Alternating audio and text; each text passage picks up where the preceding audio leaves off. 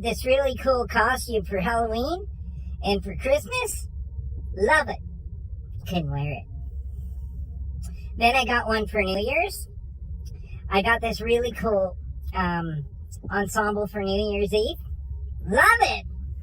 Couldn't wear it. So there.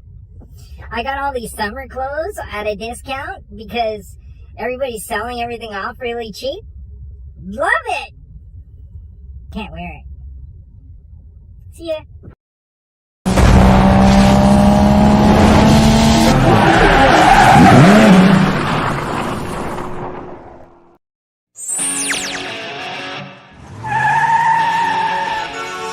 You better subscribe to Pine Tree Line Outdoors, and here's why. Have a look.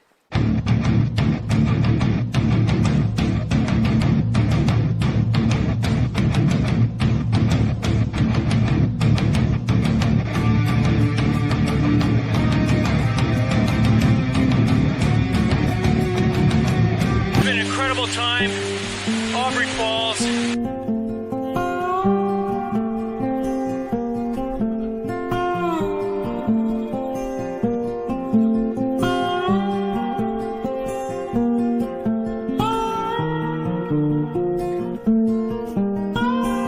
Why are we here? What is this abomination behind us? Okay. Good evening, and welcome to the Heikadelic Show.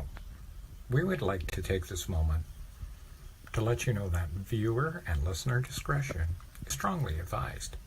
So sit back, have yourself a nice cool drink or hot drink, and enjoy the show. And welcome once again to the Heikadelic Show.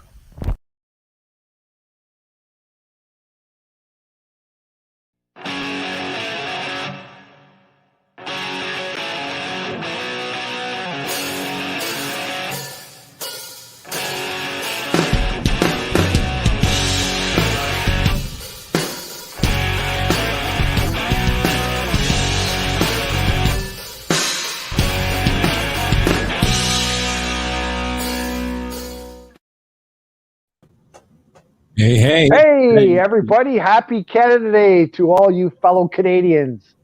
And, well, happy Family Day to all you Americans, too. You're practically neighbors. And happy How's everybody? Valentine's Day. Valentine's Day, too. Yeah, that just went by. Holy crap, everything all at once. Would you be my Valentine? And I was just mentioning to Heiko before the show, it's also Canada Flag Day today. Really? Yeah. 15th of Feb. 1965, it was, inaugurated. So there you go. Busy time. Yeah, what a weekend. Holy crap. So have you guys been busy doing anything, or what you do for Family Day weekend? Nothing. Wow. Same as every weekend. Yeah. Holy crap. Yeah. My dog here is curled up at my feet sleeping. He is done. I take the snowmobile out for a ride, and he runs behind me through all the fields and shit. Yeah. So we did almost 8 kilometers today. Oh, wow. And then my buddies, they have a pond. So everybody was playing hockey on the pond. So I brought the pooch over there too, and he was chasing the puck, and he's tired today. I love it. Yeah, a lot of fresh air. It was nice today. I challenged Derek to get himself a go-kart and like a dune buggy or something. Yeah. Like he's on some land, and I put an offer in for one this week. We'll see what happens. Mine's a Tuesday. Yeah. Nice. So we're darting around on the ice. Of course, when it's safe to do so, right? Once we're out of course. It's got to be safe. Lockdowny thing. Yeah. You got to wear your helmet and your mask. Yeah, probably. Yeah. Yeah, it's funny, because I can still recognize a lot of people just from their eyes. Maybe I'm just attracted to people's eyes, but yeah, I said hello to someone. I was in a big drug chain, like a drugstore chain. Oh, okay. Not a drug ring or anything like that. But, yeah, but so I said hey, because I thought it was somebody I knew, right? And wasn't anyone I knew. So so Derek's here, and he says he's got a 2-engine go-kart. 2-engine go-kart. Yeah. So one engine starts the other engine. What? No. You have there's 2 engines running each. I guess like a 2-wheel sort of independent. Yeah, truck. I've seen those. They got the twin engines on the back. Yeah. So actually, one of them has. I put in an offer for 2 of them. Hopefully, one comes across, and I pick it up tomorrow. Nice. So one's a twin. So I don't quite believe that line you threw us there and said that you're attracted to people's eyes. Why is it when I am around with you, you're always looking at the titties? Well, because yours? Not mine. Thank God. Whoa. Like that. First of all, I can't see your eyes. And then, when you're, depending on the weather, your nipples can be quite erect. So I have no choice. It's like, wow, is that a turtle poking out? So it's just a distraction then. Yours? Yeah. Yeah, Right, mine. Here, let me roll up the rim a little more here. It's like Doug says in his pine tree video. What's this abomination that we have? No, Yes, thank you, Keisha. Das ist the German hat. It's actually not a hat; it's a toque. And my head is so fat, I've stretched it all out of shape, so I have to roll up the bottom now to get it to fit my head. Sorry, I prematurely took a drink. George, you got anything for us? I do. Oh, right. I was just playing it.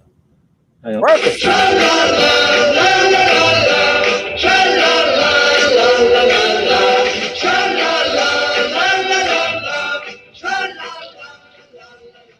Well, that's all gone. Nice.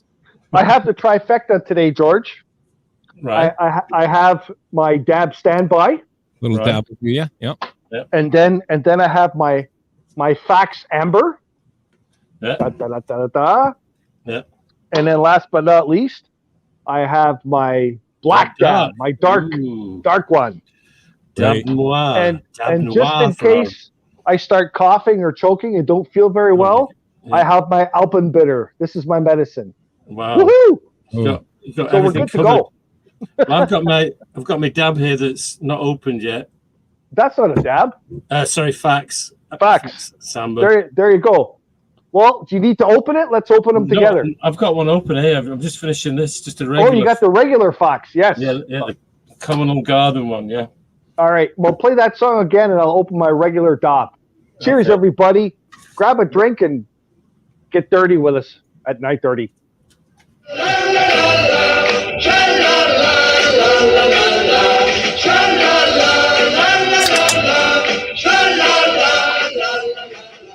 Woo! There you go. Yeah. So, welcome to our show, and indie rock radio listeners out there. Salut, mes amis. I'm not sure if we're having everything's working right here on our end. I'm just not getting the ping back. It says we're broadcasting out there, but Okay. not really sure. So, Phil, if you're out there and you hear this, Phil's there. He can send us a little message, say all is good. he's never too far away, honestly. But Yeah. okay, so I'm just gonna. Well, it's very cool. Now we have all our people here. We have people in Montreal. Like, it's freaking amazing. We're spreading around. Yeah. Yeah. We're like a virus. A good one. The best. Yeah, if you catch us, you're doing well. You'll do even better. Yeah. Get the Heiko virus. That's every it. Monday at 9:30. I'm dying to get my Starlink gear hopefully this week, and I'll have the internet. I gotta talk to you about that. See if we could do something, because the link that I had from them disappeared, and now I can't open it even with my password. It's really weird. Oh, I tried contacting them, but their phone number. Yeah. When you press the numbers on your phone to say where you want to go, it doesn't work. Well, messed up. I know they got bombarded last week because they basically opened it all up. Yeah. And then put out a note saying it's first come, first serve, right? But Yeah. if you're on the list before, that's great. You either have to do the pre-order. Yeah, but I have a login and everything, but it's not. Okay. It won't work. All right. Well, just I don't not sure what to do. Oh, Heiko, there's a Facebook page actually about Starlink. If you go on there, they have good tips, and I don't know if somebody from Starlink drops in or SpaceX or whatever, but it's very informative. So I'm sure somebody will know what to do because it's more of a chat forum for all the beta testers. Yeah, yeah. You might be asked the question, or I can ask it tomorrow or something. Yeah, that'd be cool because I went in, I did all the stuff, and now it comes up and it doesn't let me in. Right. It does absolutely nothing. It's weird. So anyway, I had some bad news yesterday. A good friend of mine.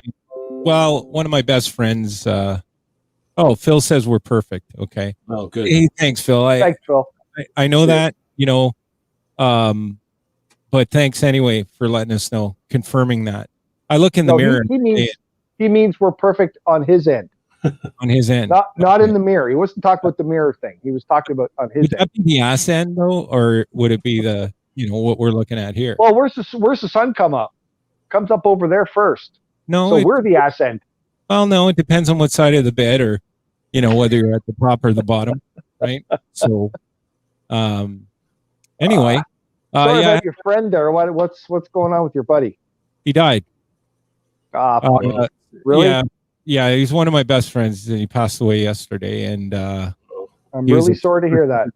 Well, I post as a lot of I used to play paintball and into military combat simulation games and that. But anyway, he was we were team members on a 5-man team, and but anyway, aside from that, we were pretty close. It was interesting because we grew up on the same street and hung around a little bit, but he was clearly more intelligent than I was, so he hung around with a different crowd. And in a lot of ways I kind of looked up to him, but brilliant guy. So actually, Hike, he's the guy who owned that BMW 75, and he did all the custom work on it. Really? Yeah. So what happened? Like, was it just a long-term illness or something, or?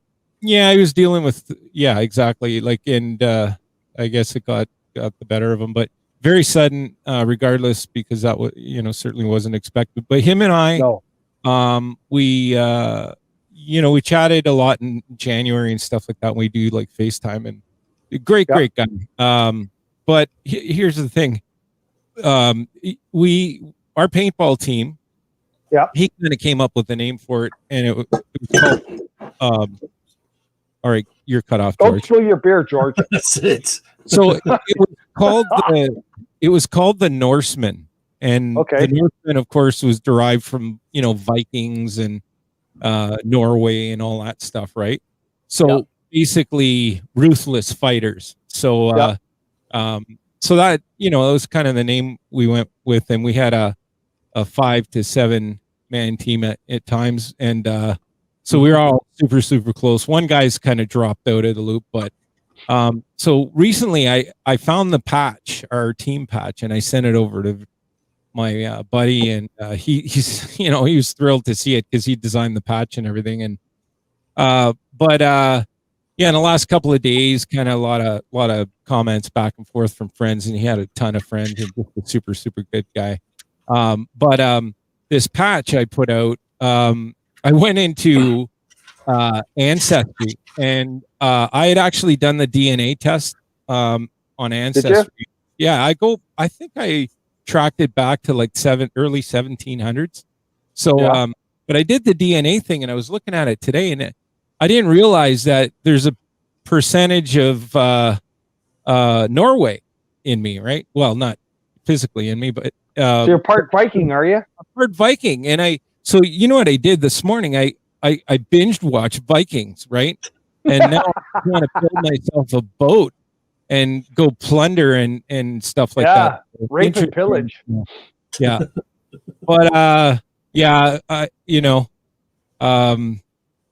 guess my buddy's he was a big Viking fan, so he looked like a Viking himself, actually. But hell of a dude. So he's in a better place, I guess, now. But he's gone to hang out with Odin. Exactly, right. The whole Valhalla thing, right?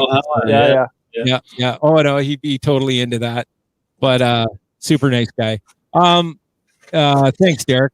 Derek says sorry, and I can't say what Phil just said right now because I'm getting a lot of heat off the air about talking about how incredible my voice is, but not necessarily on the air. Although I do get a lot of emails propositioning me and stuff like that from a lot of women and gentlemen. Well, you could do one show. You could just settle it all.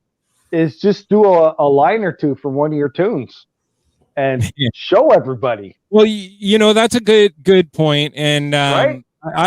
I may do that. I'll see if I can do that or do some little. Come up with a couple of good lines and just throw it out there. We'll put it on the show, and maybe that'll stop all the nonsense. Would you want me to talk through the lines or sing them? Sing them. Because here's an interesting fun fact. Because singing, that's where the voice of an angel comes out. If you talk them, I could do that. George could do that. But here's the thing. I can no longer call myself that. But even though that's clamped down, it's undeniable that, that I certainly have that voice. But so what we could do though, a lot of the lyrics that MCM writes, which would be me because I write them all, but like Phil and I and Brian and Lou and that new guy Jason. Wow. There's a lot of thought, and it's the weirdest thing ever. I almost think I'm, when I'm singing these or writing these songs, it's just from another place, right? But let me think about a cool lyric because they're deep. They're very deep. Yes, they are. All alone in my hollow cage, standing with my feet in the fire. Take all I got, cause I got rage, and this motherfucker's gonna feel your pyre. Or my pyre? I don't know. I can't remember this lyric. So but yeah, they all have they tie together really well, and they have a theme, and it's a lot of innuendo and meaning and stuff like that. So yeah, I've been to quite a few of your shows, and you guys are awesome. I can't wait to actually do it again. Once this stuff breaks to get you out there, I'll be right there, man. Yeah, I can't wait. Oh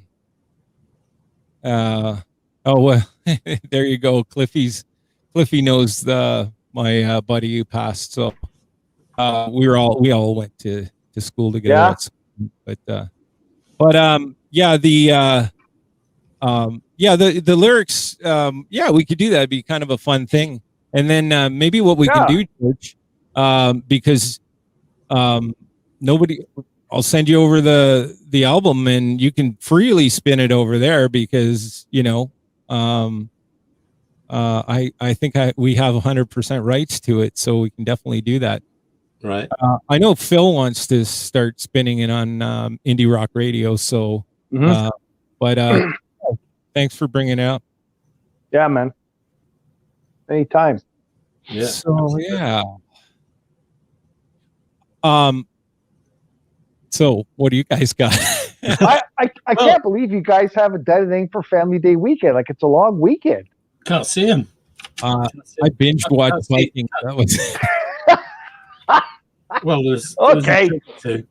But yeah, I mean, like my granddaughters are back in school. They've been in school for over whenever. Yeah. So they can't see them, and of course, so that just can't see him because yeah. Son, he's been to the school and blah blah blah. So, well, there's still I'll tell you what I did that- do. I'll tell you what I did do. Actually, I watched a rugby match.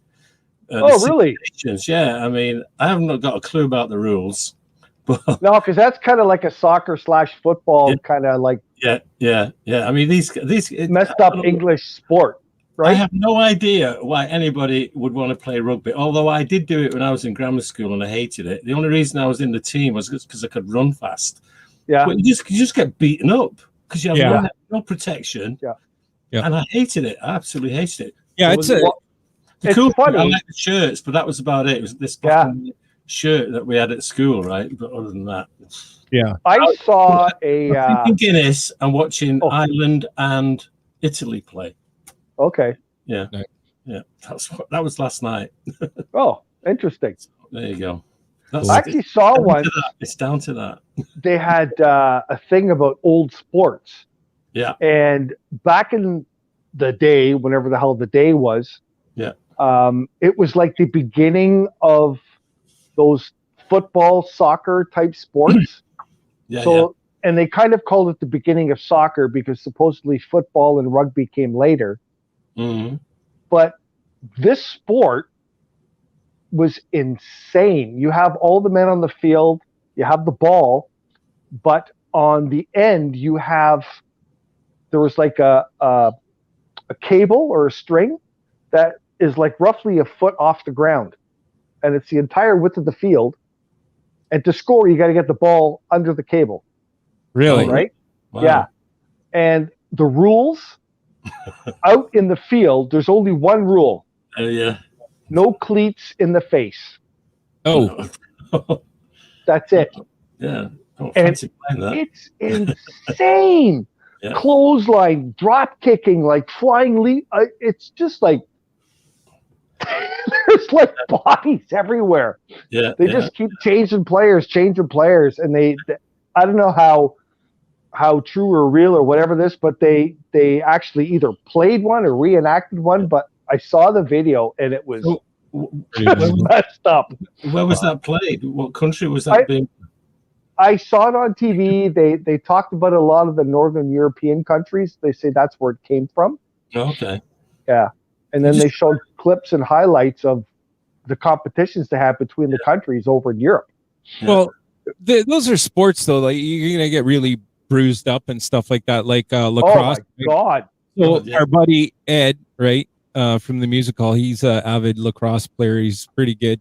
But Yeah. I'd like to there are other sports too, right? Like there are ones you can pretty much do in your own home, right? Like shutting the lights off and what was that? Yeah.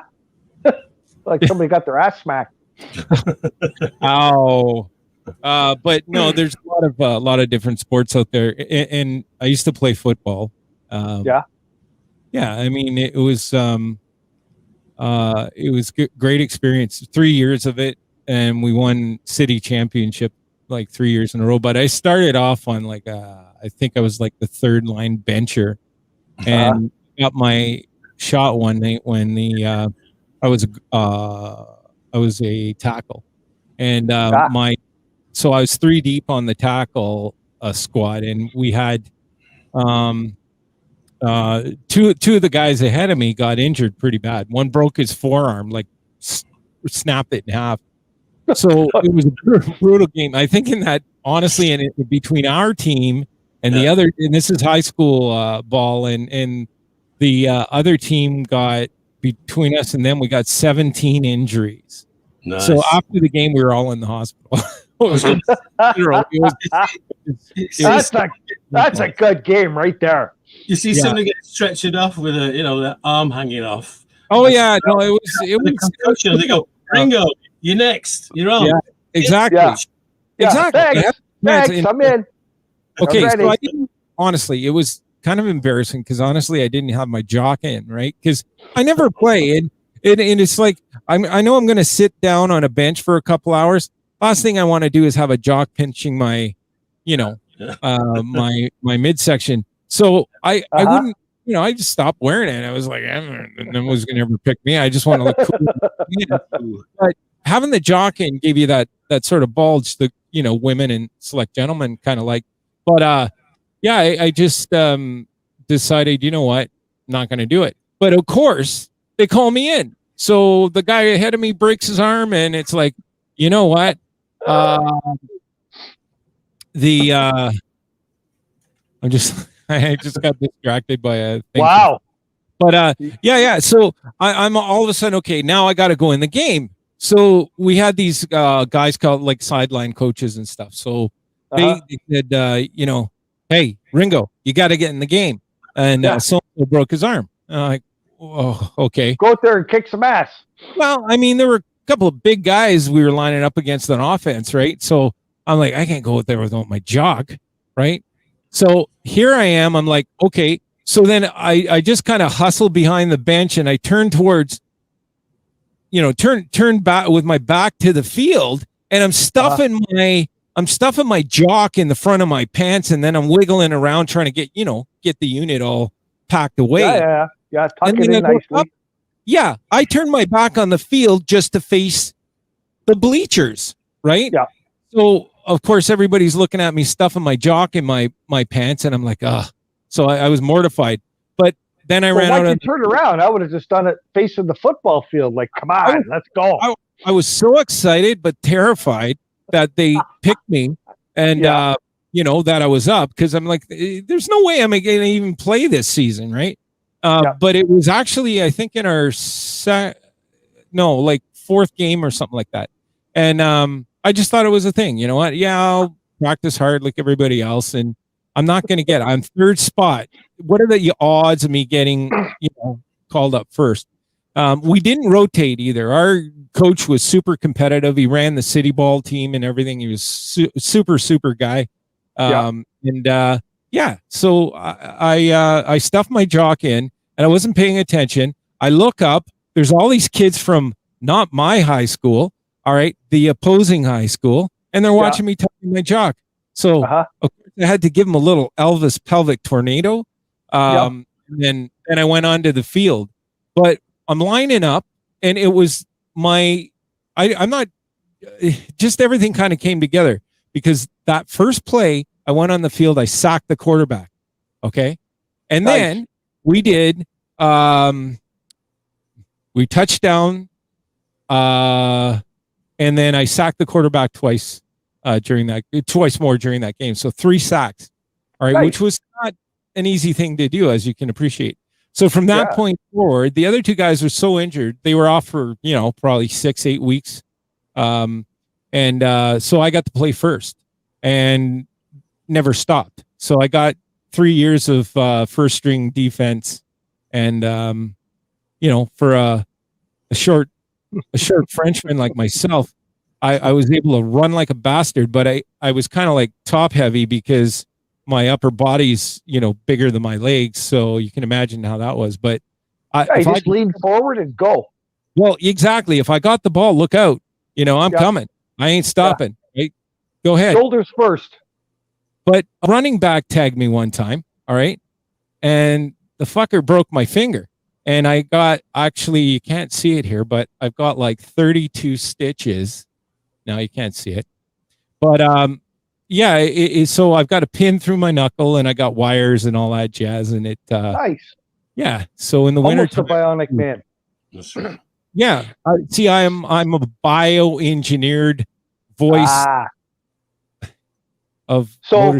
Maniacs. What did you learn from that football experience? There's obviously something here that you must have learned.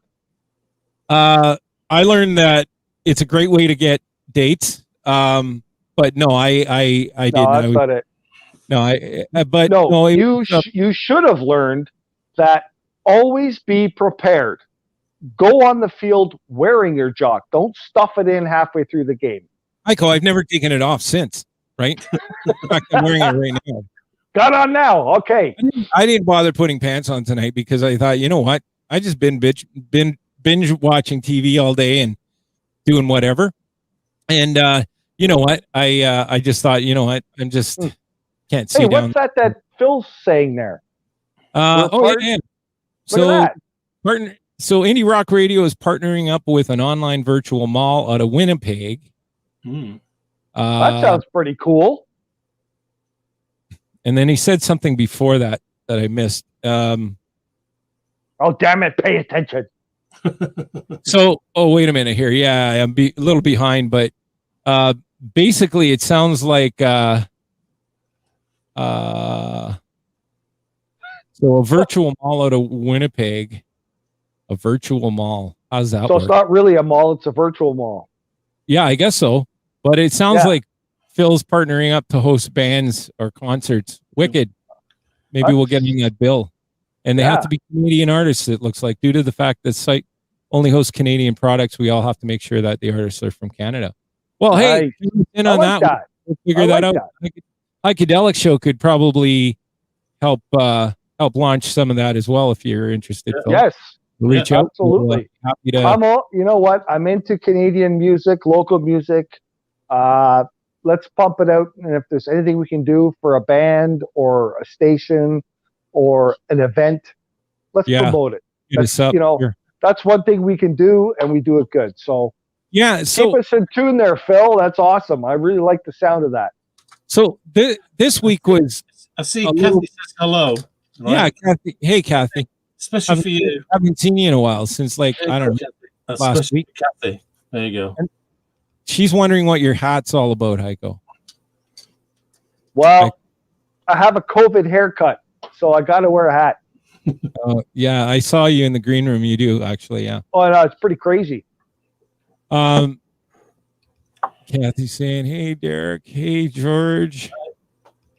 Everybody's saying hi to everybody. So Cliffy saying, before we go any further, I've got a mystery voice lined up here for all our listeners. Excellent. All right, let's try this, and we'll run it for the next hour or so that we're on. Okay. All right. See who can guess who this is. Who is this? All right. There we go. Well, that's no shoes. Yeah. I put on these long pants. It's really hot. I love summer. I would come in my bathing suit really, but I wanted to give you some respect, Dan, as my old friend, and I put on some long pants. I said I can't put on shoes and socks with this. So, no, I'm a beach nut. I always have loved the summer, and there you go. That's our mystery voice for this Monday night. Our Monday mystery voice. So he sounds like he's on a talk show. It is. Yeah. So he's on a late night talk show, I guess. No, I think it was just like one of these podcasts. Oh, okay. Okay. Yeah, it wasn't TV or anything. No. Interesting. Yeah. So then, any listeners viewers out there, we would welcome your suggestions and guesses. And don't be shy. Just hit that keyboard or whatever, and let us know who you think that. I'll play it again, and then we can get back to the chat. Hang on. Yeah. Yes. Okay. Do it. Well, that's no shoes. Yeah. I put on these long pants. It's really hot. I love summer.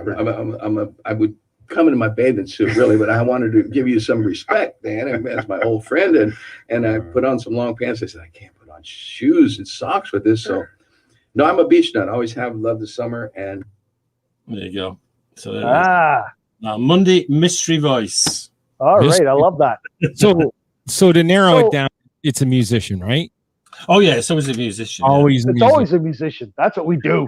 Yeah. So Cliff says here, ask Ringo about beers at the LaSalle Drive-In. There's a story there, right? Yeah, there's a big story there. Can you make it short and sweet?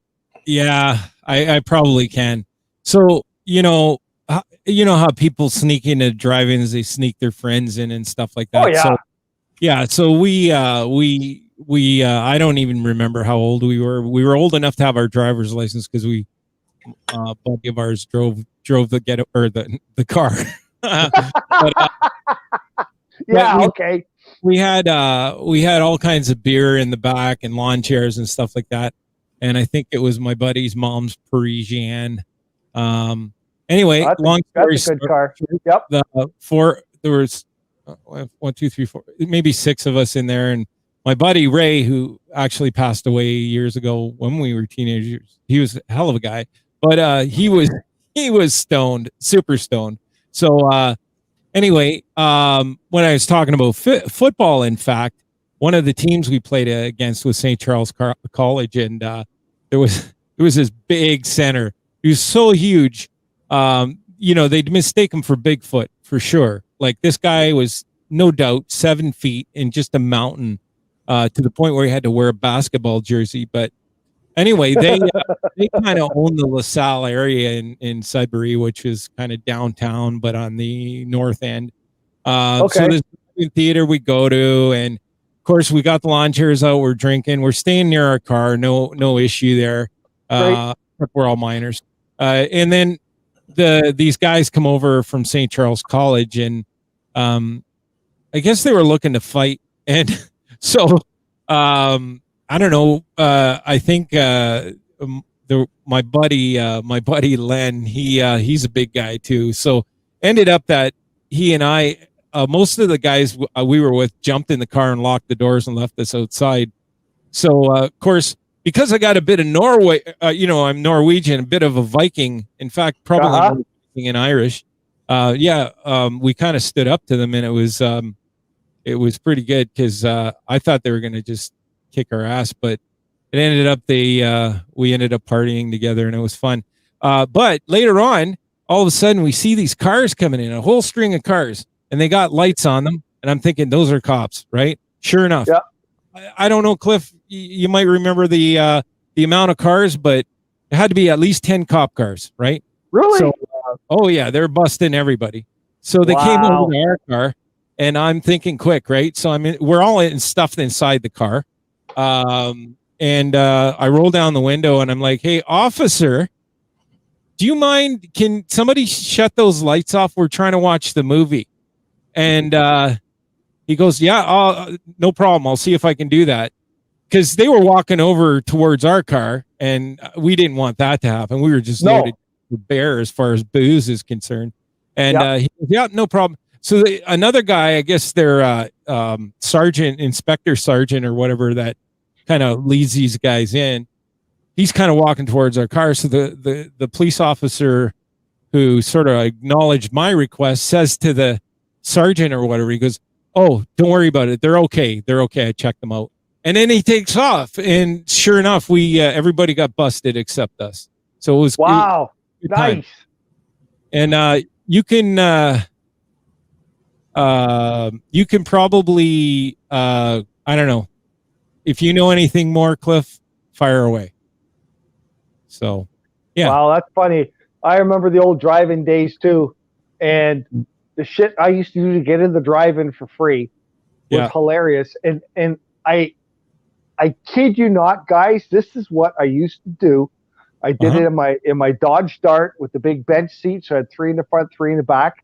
Or I did it in my little Volkswagen Fastback, 2 in the front, 3 in the back. And I would come up to the drive-in, and I would shut the lights off, and I would turn the car around, and then I would turn the lights back on, and I would drive in the exit backwards. And as I went by the booth, I'd wave or smile or nod my head, and they just kind of looked at me, and I would drive right in backwards, go park, we'd watch the movie. I did that so many times. It's hilarious. Nice. Yeah. I mean, it's the thing to do, right? I know they have they have a drive-in out towards I don't know, it's like Port Hope or something like that, and it's still up and running, and it's kind of fun to go to. I think I went. It is. There's Port Hope, Lindsay. There's one near us, Sharon. There's still a couple of drive-ins around, and you know what? They are a lot of fun. Yeah. I think I think Craig actually said, "Is that Sammy Hagar?" Yeah, and I think Derek agreed with him. Derek agreed, and Kathy. And are they right? Well, have a quick listen. Do you reckon this is Sammy Hagar? Hang on. No shit. Yeah. I put on these long pants. It's really hot. I love summer. I would come into my bathing suit really, but I wanted to give you some respect, Dan, as my old friend, and I put on some long pants. I said I can't put on shoes and socks with this. So, no, I'm a beach nut. I always have loved the summer. And Sammy Hagar, I reckon. Yeah. There you go. Wow. Yeah. So I guess how the hell did they get that? I was going to say Elvis or something, but I think Craig had suggested it earlier, and then Derek agreed with him. Kathy kind of backed him up on that. But good job, Craig. You guys are crazy. Yeah. We'll send you a Taylor Swift T-shirt when the pandemic's over. Yeah.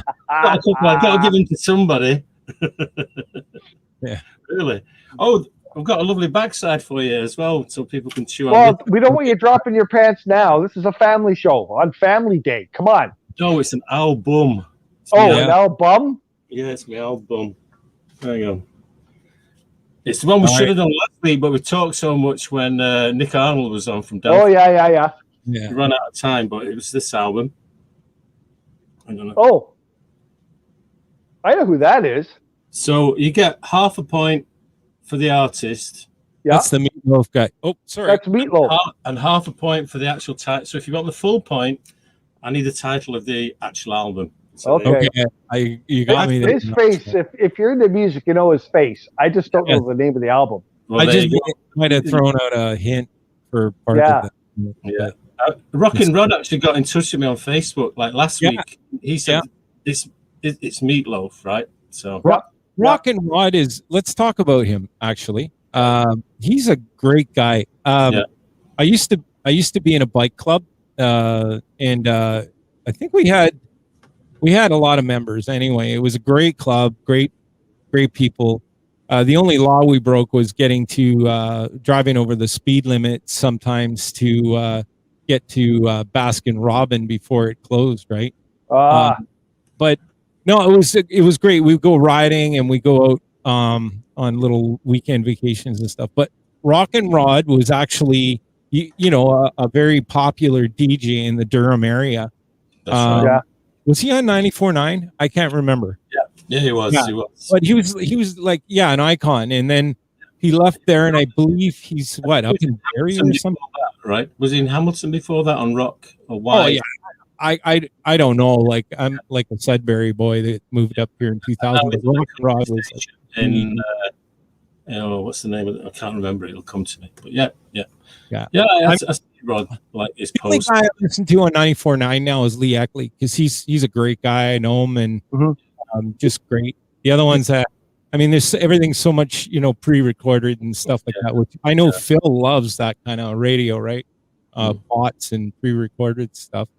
But Lee Eckley used to be on Chum, right? If I remember correctly, he used to be on Chum. Yeah. But like When I first came here, he was on Chum, whatever 104.5. So he has a kick-ass bike and used to ride with the club once in a while and stuff. Well, a lot, in fact, and honorary member, and but just a really super, super nice guy. And I like to tune into the show once in a while. But yeah, definitely an icon. I got a Wicked 10-speed. Do you? Yeah. Oh, you got to help me out, Ringo. Yeah. I got this tune in my head and I can't get rid of it. Oh no. Da da da da da da da da da da da da da. Oof. Da, da, da, da, da, da, da.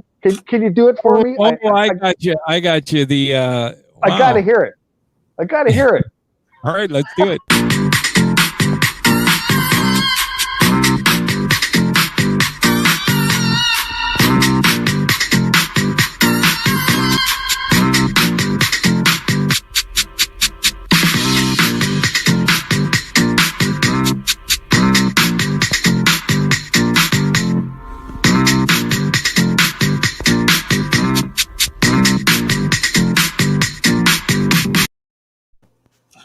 Oh yeah. That was That's Santa better. Claus on vacation. Yeah, it's a great little bit. Actually, I should keep it up there. I think. That's So, funny. Yeah, I don't know why, but it was it. I just thanks. Yep, I know it's a group. I'm good. I'm good now. I'm good. Yeah, I'm not sure what night we were grooving to that, but yeah, pretty good. So, So listen. One thing I think people should get out there and do if you're into fishing is go ice fishing. oh They yeah, they are open to the public. Okay. The bullshit is making it a little bit harder on them because what they have to do is you show up in a carload, and that carload they can take out to a hut. They can't mix cars or nothing like that, so they're doing a lot more traveling back and forth. right. But if anybody's into that or wants to do it, they're open now. we have got one of the best ice fishing guys on Lake Simcoe, and that's Mitchell's Fish Huts. Really? They have a web page. Look, go online. You know what? They're the safest. They have the cleanest and newest huts, the cleanest Yep. and newest vehicles. Like, these guys are a class act.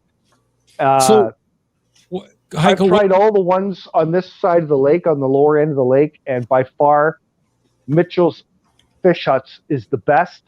And I even met a ministry guy, Yep. and we were talking about, you know, what's going on out there. The ice is safe and all that kind of stuff. And I mentioned Mitchell's, and he looked at me and said, "Yeah, they're the best guys on Lake Simcoe." And it's Yeah. like, wow, that's cool to hear it from them. Yeah, well, I So- mean, it was like, for me, being a northern guy, and you know, our average temperature up there was like -20 to -40, and that's not even an exaggeration. Yeah, I know. The town I grew up in had a call it like an ice hut town. We had street names and everything on it, but yeah, we'd wait for the float planes to start operating, and that would tell us, hey, you know what, we're good to go. You can actually bring vehicles. But it was And awesome. that's what we do too. I don't go out on the ice until those guys are out there, because Yeah. they check, monitor. I hear even the ministry guy, they have satellite imaging of the lake. Yep. It's live, so they can see everything. It's freaking awesome. Well, I got caught. Like, I was out one time fishing, and I was by myself, oddly, and usually I'm with some friends or whatever. And I had 3 holes dug, right? And Okay. I think the rule is you can only do up to 2 per fisherman. But anyways, I guess the game warden comes over and he's like, "So what do you got 3 holes there for?" And I said, "Oh, I'm just fishing with 2 lines." And he goes, "Oh, so you just moved your." I said, no. The 3rd hole I'm using. "Oh, you're not like not urinating in it." And I said, "Well, fish pee in it, so why can't I?" But I said, no, it's not what I'm using it for. And so I pull up. I had this net. And like right down the hole, because my beer would never get cold enough, just tucked in the snow. But that water was cold, right? Oh yeah, you put a beer in that water, it's cold. Yeah. So I got, it wasn't a fishing net. It was a net I got from some kind of a tarp or sleep. It was like a tube, right? And it was a net. So I'd have all my beer cans in it and just stuff it down in the hole, and it was nice and cold. Of course, we were staying in an ice hut anyway, so it really didn't matter. But as long as you weren't driving a vehicle, they didn't bug you too much. But because I mean, it was funny because that place, Cliffy knows where it is, on Whitewater Lake, and man, I'll tell you, like Sunday morning, the cases of beer coming out of there, the empties, just unbelievable. Yeah, I know, eh? A poor man's cottage as well, right? So like you had your little stove in there and all that stuff, and cook outside. Well, we've stopped bringing beer out because beer, you got to bring a whole freaking case, blah blah. I bring out the 40-pounder of 40 Creek, and I'm good to go. But Hike, I mean, like what you should look into, because it's so close to where you are, offering up a beer delivery service, right? Could you do that? You'd be like, Uber. You could be Uber. Yeah, ice fishing Uber. The guys we go out with, Mitchell's, they'll actually bring pizza out to you. So you can order a pizza from town. They bring it there, and they'll bring it out to the fish hut. Yeah, that's just awesome.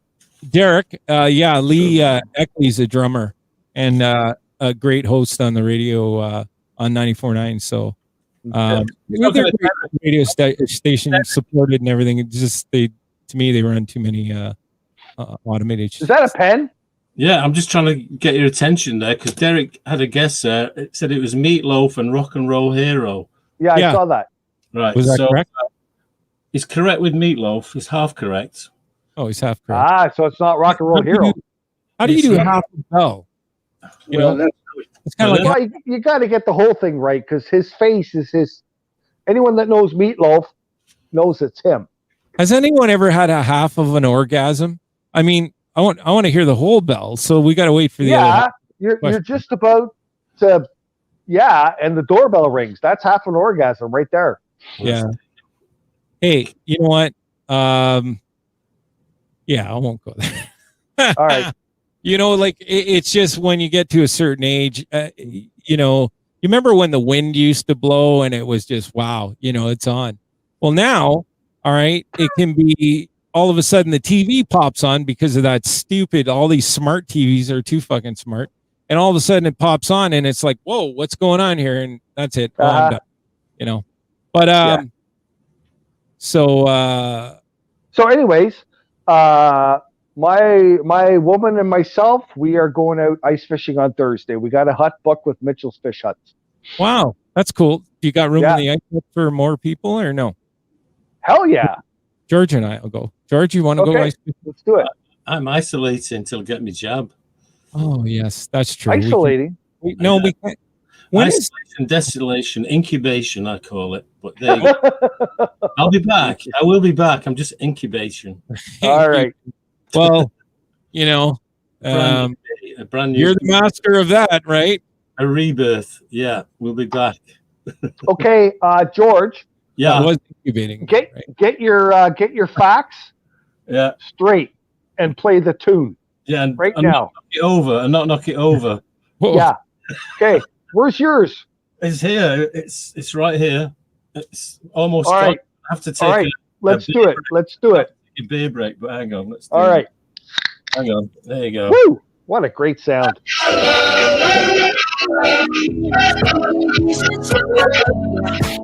What the heck was that, George? What the hell was that? I'm not sure. You had the good drinking song, and then there was some weirdness happened there. Weird thing going on there. That's all good. That's all good. We got bombed. What's the word? You know, you get photo bombed. We got audio bombed. Yeah. Right? We got audio bombed. By So somebody. Keish is asking, what's the best tasting fish you've had ice fishing? Michael? What's the best tasting fish that you've You know what? Lake trout is pretty damn good, but I was so surprised when we got a ling. You ever seen a ling? You know what a ling is? Lings are interesting. It's like the weirdest looking. It looks prehistoric. Yeah, it does. It has a fin that goes all the way down its back. Yeah, it's like, and then it's part of the tail, and then there's a fin on the bottom of the fish. The head is flat like a catfish. Yep. And they're bloody weird looking fish. And so what how did you kill it? Oh, I didn't have a gun. Did you put it back in the water? Because, I mean, you can eat a ling, but they're not. No, you know what?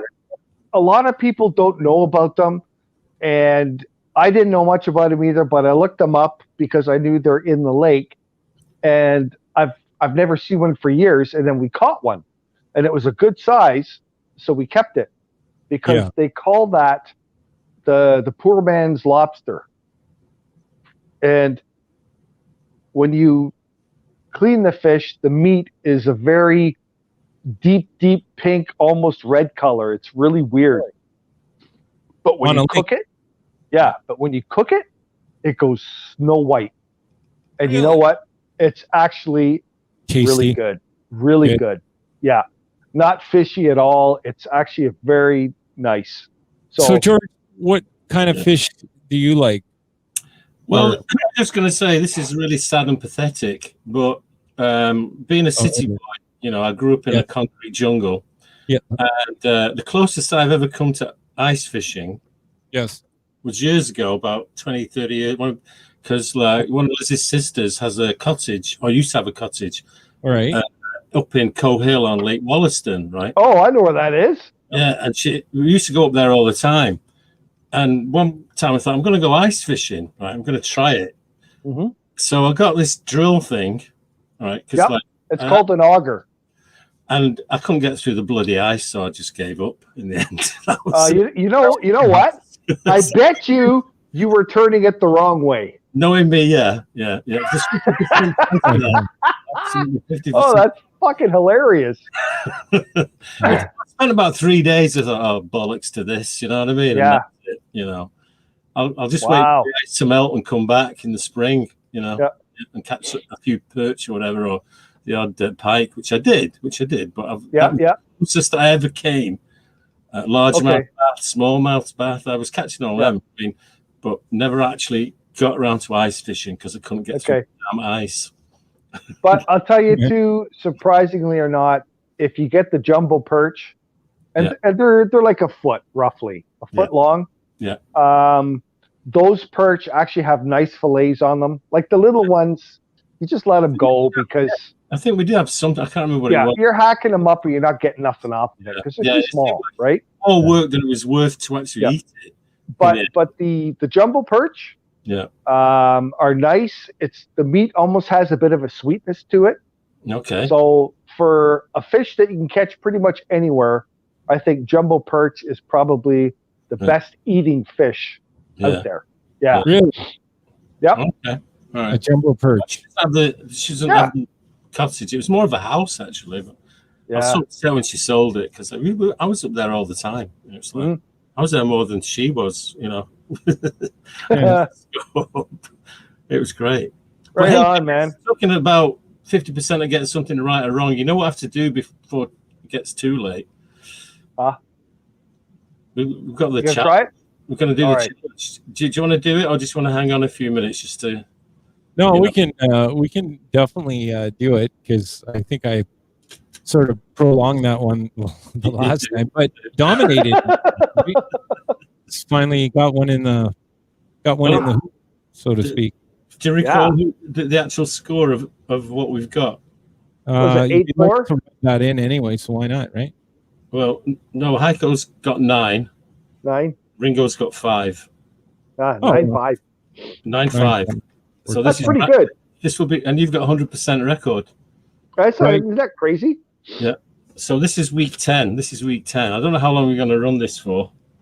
Yeah. Right. All right. So are you ready for the Heiko challenge? I've even got a little bit of music to make it even more dramatic. Oh wow! All right, let's do it. Here we go, ladies and gentlemen.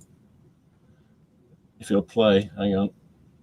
No, wrong one. Hang on. All right, time to break. The Heiko challenge. All right, here we go. Did you hear that? I heard that. The Heiko challenge, ladies and gentlemen. Okay, so perfect. What that was really good. That was kind of a deep voice right there.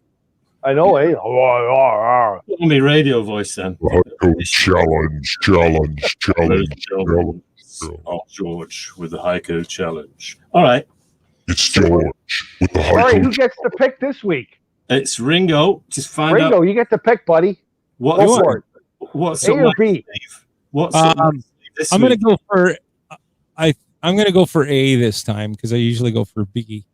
You sure? Yeah. Okay. Yeah, let's do A. You're going to go for A. All right. Yeah, A always wins. That's it, buddy. Right. How about you get a point and catch we're up? going for A. Okay, we'll go for A. Yeah. I just read the question there. Okay. All right. It's too late to change your mind now. Yeah, it's okay. I got this one. Or maybe I don't.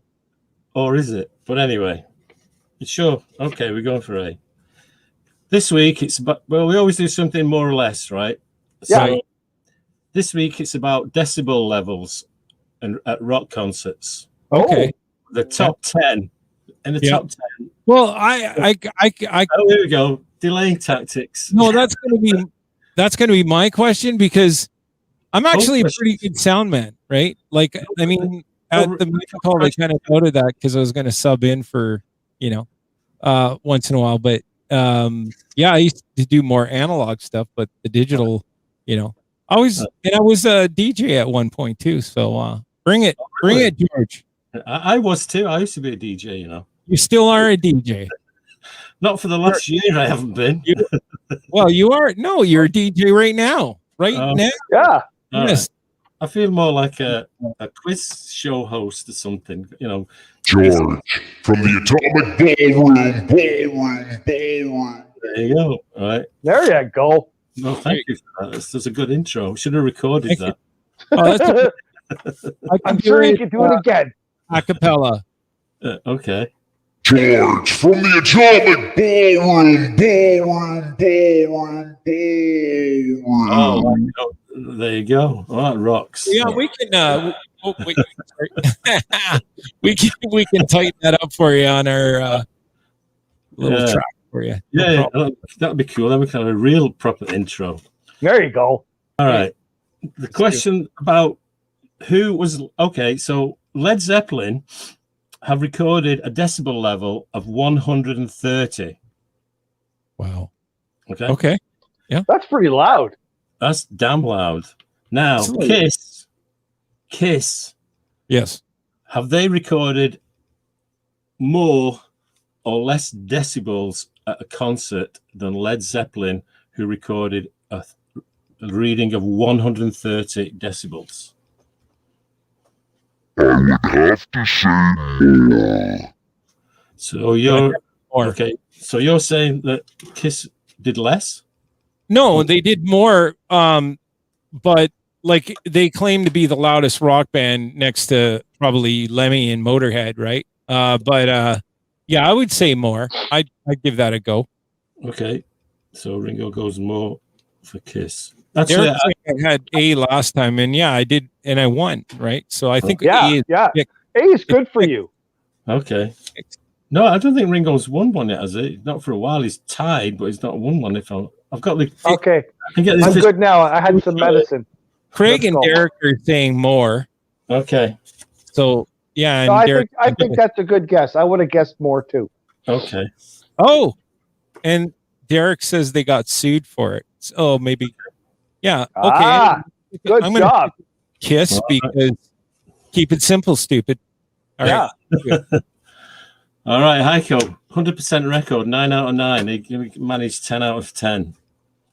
Gee, I don't know. I'm on the spot now. How do you feel? You feeling good? You all right? I just had some medicine because I'm kind of off tonight. So okay, but you always hang go. on. Hang on. Okay, I'll take a swig, champ. There you go. Oh, but you always go with your gut, right? You always go with your gut. You don't distract or meander. You just go boom. All right. Well, I tried. Okay. All right. So what do you got? What do you got? this is what I got for you. This is the B-side question. Yeah, thanks. All right. So AC/DC have recorded 130 decibels. Okay. Yeah. The Who, have they recorded in concert more or less than AC/DC? Oh. Why would you say the Who? The Who?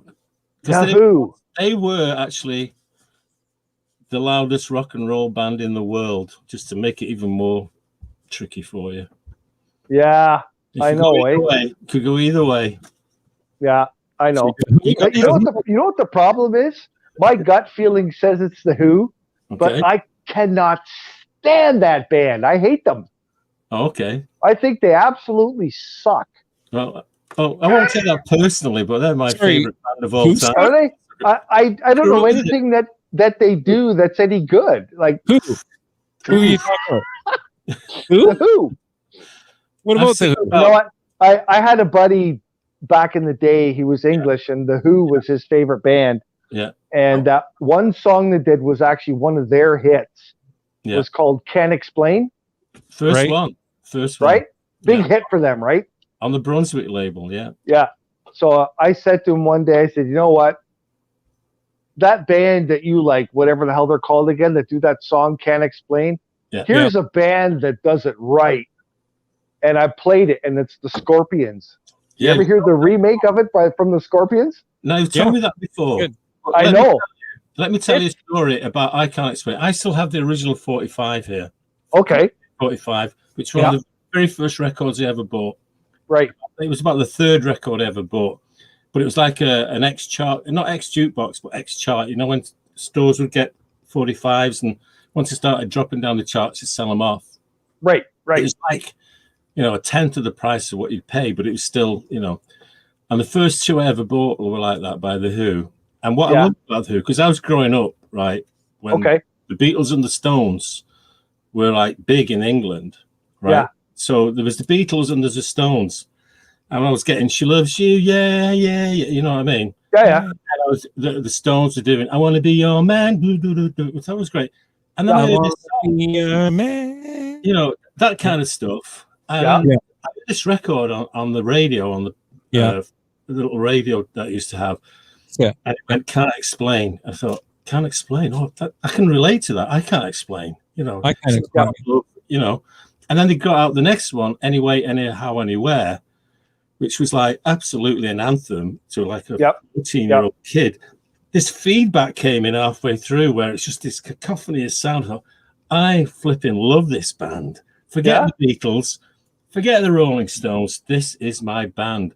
And then they were making records like "I'm a Boy," right, and "Substitute." I thought, they're just brilliant. Well, it's all Pete Townsend, right? He was writing this stuff. So Pictures of Lily was about masturbation. You know what I mean? It was like just unbelievable how different it was. So I've always loved The Who because of that. It taught me how to write, how to think differently. I've seen them about 20 times, and I've seen different members. Like, you know, once Keith Moon died, that was the end of it for me. Like, that was the proper Who, right? But it was just Keith Moon. And then they would all go out on solo tours and argue about this and that. So I've seen them a lot. But anyway, back to the question. Yeah, and as for the Rolling Stones, I like them even less. Oh, Okay. well, I've seen, the Stones to me live are like suck. I mean, I don't care. I've seen them 3 or 4 times live, and they're awful. They just suck all the time. George, anyways, yes, you want the answer? I hate to interrupt, but you're delaying my possible win here. Oh, I'm so sorry. Michael, what's your final answer? You know what? DC 130, The Who, more or less. Even though I hate them, I'm going to go with my gut and say The Who was more. More. George Andrews, Atomic Ballroom. All right. Okay. All right. Okay, Ringo, I think you got a point tonight, buddy. Well, we'll see. So let's definitely Ringo. I'd like to thank my mom, who's probably listening in right now because she does every week. So it's amazing, right? All these people, like I was looking at the view thing, we're like almost like 100 like viewers, but we don't get them all interactive. But so my mom and I really wish we would get more names up on the screen. Yeah. So if you guys are watching us on Facebook, just fire us just a little message like, "You guys are idiots. You don't know what you're talking." Just something. Because I love to see the interaction. We want to see your name up on that screen. And just while we're at it, and before I have get to bask in my glory of the win, we don't know yet.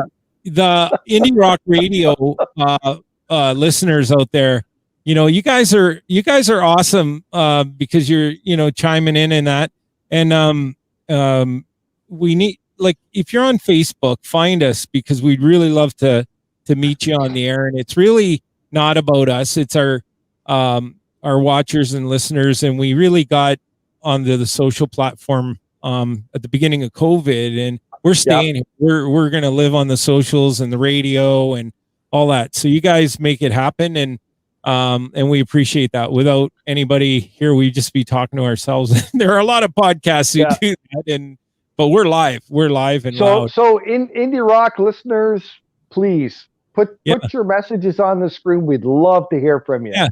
Give us a like on Facebook. Even if it's a bad message, we might not like it, but we still want to see it. Give us a like on Facebook. You'll get the invites. But on Indie Rock, right. You know what we're gonna get? We're gonna get the big "screw you." Yeah. Hey, mon chums. VSC. Just like us, and you'll get all of the updates and stuff like that. But on Indie Rock Radio, they post this up there on the shows, and there's great shows on Indie Rock Radio, like Cooper Talk, and there's a metal show on there from England, actually, I believe. And Phil, if you're out there, you can probably just give us some some deets on that. Okay, shut up now. Let George give us the Hang answer. on, I got one more here. So No, you're stalling. You're stalling. No, Come on. I'm not stalling. You're gonna lose. But Twitch. We went live on Twitch last week. So our new friends on Twitch, which is Twitch TV, and it's a pretty interesting platform. And it's so yeah, we're in there in the talk show category. So yeah, welcome Twitchers. So get back to it. All right, with no further ado, let's talk about Johnny George Ringo. forgot what we were talking about. Ringo for the win. Okay, well, just before we get the answer, just before we do that, Ringo's mom, Mama Ringo, had a great idea. She thought I should be on the show every week, so I think that's great. Nice. So thanks, Mama Ringo. Yeah. Although I've been on for 6 months prior, but that's okay. She's like, you gotta get that English fellow on more. And I said, I've only been on for 6 months, but exactly. No, you've been on. Yeah, you've been on a while. But I said I he's think there. your mom's cool. That day in the summer, I rode up on my bike and I got off. She looks at me, and goes, "Nice bike." There you go. Yeah. Oh, gosh. Your mom's cool. Derek says we're idiots. Well, that's and so a fact. We'll Go get ahead. back. Right. Okay. Okay, do this. Ringo, gonna get this right. Right. Okay. Yes. Led Zeppelin recorded a level of 130 decibels. Yeah. And I said, did Kiss, have they recorded more or less decibels in concert than Led Zeppelin? Ringo went with more, which would, and Kiss did a reading of 136 decibels. There you go. There you go. You got that one right. Yeah, I mean, this was all a ruse to get Heiko a little bit ahead and then just squash him like a bug. So we're on your ass. The Ringo faction. Okay, so who votes Ringo versus Heiko over there with the funny hat? So the your hat's nice, actually. I need to see a daisy in it. So it's 9-6 at the moment. Absolutely. And now we've got, what's Heiko going to do this week with his 100% record? I have no idea. Okay. Heiko's just a little bit ahead. It's just, for those that you might remember, and I've had to go and have a shave since we started this, AC/DC recorded 130 decibels. Wow. And I asked, did The Who record more or less? And Heiko said, more. He didn't. He said more. More. And? Hang on. You're looking for the buzzer. I can get this. Hang on. Oh, wow. That sounds like a fail there. Time. It was going for 10 and he stumbled. The Who. That's okay. I gotta let Johnny catch up. Yeah. It's only fair. Yeah. Thanks for letting me catch up. Yeah. So it's now 9-6. So Ringo's closed it to 3. The Who recorded. And once again, Johnny Ringo sent it home. Oh. Yeah. Okay. Anyway, it was 126 decibels, 4 less decibels than AC/DC, and that was back in 1974 that they did that. So they were damn loud back in 74. That's pretty close, though. You know, like still all those bands around 130. Yeah, that's crazy. Yeah, I'll tell you one thing. I think Motorhead did 136 as well. I think Gammon Kids have been the loudest, if I remember me. I would actually like to know how many decibels Volbeat plays at. Because I think they kick everybody's ass. Yeah. When I was at their concert, you could feel the clothes moving on your body. Right. That's how loud it was. It was insane. I was at a Volbeat show and I could feel my my undercarriage kind of tingling. And I'm not sure why. Like, but I was wearing shorts and there was a breeze blowing up there, and you know how things get nice and tight. But yeah. So I didn't chocolate either at that time, right? So I had no protection. Right. I didn't have. Well, no, that's not true. I did. No, I didn't wear it that night. So, double whammy. Yeah. Exactly. And see, you know what? I hated the Who, and now I hate them even more. Fucking piece of shit band. Who? Who? Yeah. I can't say that I'm. And that's why I like the Scorpions. They took one of their shitty songs and made it even better. Still, don't be bitter, Heiko. Come on. No one's bitter. No one's bitter. You know what? Like a lot of bands had their flash in time, and you know, a lot of bands didn't and never will. Kind of unfortunately, I would say though that when you go to an MCM concert, it's pretty loud, but it's yeah, I don't know what to say. I've never really stood out in the audience. That's not true. I used to run around with a wireless in big venues and stuff. And, no, the venues that you guys have been in, it's great. Like you guys are nice and loud. Yeah. Well, that's pretty much because we trashed. Like we got our own sound guy, right? And some of those venues, you know, no offense, but they're just either biased to the club or just, you know, not very good. So, but yeah, I can't wait to see you guys again, man. It's yeah. Well, and I don't know. You know what? We might have a COVID-friendly concert if this lockdown shit is still going on in the summer. Maybe down at Danny's restaurant. Yeah, that would be good. He's down at Country Stop Burgers. He's going to build a stage out back where he has 3 acres of cut grass behind the restaurant. Yeah. And we're talking about putting a stage up there, like on a trailer bed or something like that, and having COVID-friendly distancing concerts. Yeah. I'm in. I think that sounds pretty good.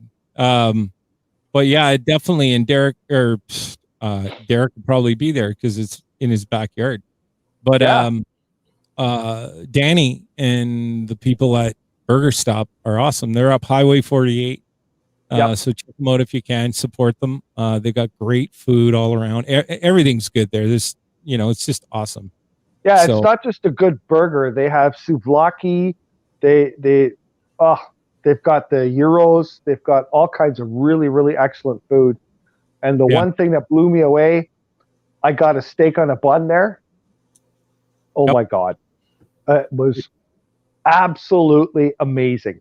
It was a steak. Like, holy shit, a steak. It was on a bun. The steak of an angel. Well, almost. Yeah. But no, they make excellent food. So if you guys are hungry, they have takeout, and you can go and order there, and they'll bring it out to your car. Country Stop Burgers on Highway 48 in Ballantree. Check it out, boys. It's really, really excellent food, and they care about what they give you. So it's going to be good. You know, it's when we're able to do it, because we're all on a stay home order right now. But and they're a little bit of a drive up 48, but I guess the minute we can do that, I'm going to head up that way because it's a beautiful drive, especially for, you know, that. Well, I remember I did the little bike trip and we ended up there for dinner. That was a lot of fun. Yeah. That was really good. And I suggest more people do that. We're going to get car shows happening there, bike shows. It's going to be a place to go. Yeah. Hey, so, Kathy, it was the voice of a steak because Heiko said they were the best steaks ever. So steak on a bun. I think in Canada Day, July 1st, I think things will be, you know, on their way to being, you know, a lot better. Well, I think we're going to be in this nonsense until a majority of the population gets vaccinated. Yeah. Right? Yeah. So as quick as they can get the shit around. Yeah, it's going to be. It's going to be a bit. Yeah, and well, I think we're lagging behind a lot of countries. I don't want to get into it, but I think once we start rolling, and it looks like we're getting some stuff coming in, I think it'll start really moving fast. You know, and Canada Day, I think you know, things will be a lot better. I won't say they'll be perfect totally if they are, but I think by Canada Day, for some reason, I think we gotta, you know, if we're not, then we're in trouble. You know what I mean? Yeah. That's where I think. Yeah. So that's what I think that we should be aiming for. And I sense, George, that it, you know, you're definitely staying home and it's been 11 months, right? So what's a few months more? Well, yeah, exactly. But there's so much going on that, like I said, my friend passed away yesterday, and it it sucks. But I can't attend a funeral or anything right now. I mean, I think they're going to push it off till the summer. So. Yeah, it's like we're going to a wedding on Saturday. There's gonna be 4 of us there. Yeah. It's like, what the hell? But it's going down. It's going down. Yeah, going down. It is actually. So there's some improvement. But I'm like, you know, not to get into it. I'm still nervous about the whole school thing. But it's not that the kids will get sick. They could be carriers, right? So what do you do? Well, you know what? I think what you should do is come up here. We'll have a social distancing couple of drinks together. Yep. And we'll smoke a big fatty and we'll watch the birds. All right. That sounds good. Yeah. So it's you know what? It's so cool up here right now. Like I never thought I'd get into it as much. But the birds we have here right now, it's amazing. Like the cardinals, the blue jays, the canaries, the yellow guys, and goldfinches, and woodpeckers. 3 different types of woodpeckers, like right up to the big ones with the red heads. Right. But what we got here too is, remember in the summer I promoted the sunflower farm? Oh yeah. You guys remember that? Yeah. What we got from them is we got a big 30-pound bag of sunflower seeds. Right. And they're a little smaller compared to the big ass ones that you get to eat, but the birds, they freaking love them. Love them, yeah. So, if any of you guys want sunflower seeds for your birds, go online, go to the sunflowerfarm.com. I believe they're also on Twitter, and there's contacts there. Contact Ursula, and she can get you set up for a big 30-pound bag of these awesome sunflower seeds. Well, I think that stuff you can buy, I guess, at pet stores or whatever. I think it's called suet or something. It's Yep. the birds, right? It's like a goo that has all kinds of things in it, but they go nuts over that. Yeah, we make that ourselves. Like we've been making bacon sandwiches lately, and you just keep the bacon fat, and you put it in a bowl, and then you get the mixed bird seed, and you just mix it all up and make it into a ball, and away you go. They like that. Throw it out in the sun until it goes rancid. But now that we've got the sunflower seeds out here, they don't touch anything else. They're just going after those sunflower seeds. It's and the birds we've never had before are here now. Yeah. Very, very cool. I feed the birds in our backyard. I have done like for a long time now. I feed her up. Yeah. You have any more trivia or anything for us? What would you like? Oh no, I mean we're done for this. Oh, we had the album. We got the album, right? Right. So no one's guessed what the album is yet. And then it is Meatloaf. We know it's Meatloaf. We just don't know the name of the album. What's the name of the album? It's not obviously not Bats Out of Hell. Well, I think somebody got it earlier. Honestly, did they? What did they say? No, that wasn't it. That wasn't it. George said no, that wasn't it. Right. Yeah. Like in our backyard, like I've noticed we're not getting birds on the feeder like we did in the last years. We're getting these little birds that just stay on the ground or on the tree. Yeah, right. The little gray things. But we have a family of, I think they're called doves, wood pigeons. Oh yeah. We have the doves here too. Yep. There's a family that's been living there for years, right? Every year there's more of them. They'll have and they build a nest just outside in the rafters about out on our deck, and then but this afternoon I'm watching and we have this there's a homing pigeon that comes here because it's got something on its. Oh, he's got the tag on the leg. Yeah, but he's back. He's come back. But today I thought all these pigeons, the brown ones, the wood ones. Yep. I tried to count them all. I don't know where they've all suddenly come from. I counted 16, and there's maybe more. Yeah. They're all feeding away like crazy because I just throw the seed on the ground for them, right? They don't. Yeah, so it's crazy, and the squirrels are in. The squirrels love it too. So I put nuts out for them. They love it, and there's 3 that come back every day at the same time because they know what time, and then they disappear. Okay. Yeah, but it's good fun to watch. Keeps me amused. See, if you want to get sunflower seeds, go to the sunflowerfarm.com. Yeah. And pick them up. They're amazing. I've never seen so many blue jays here ever. Yeah. And we get cardinals, but in the summertime, not in the winter time. Yeah, I know. Yeah. Sir What's George, that for? Derek says, rock and roll hero. Oh, yeah, that's what he said earlier. Yeah, that's what he said earlier. And oh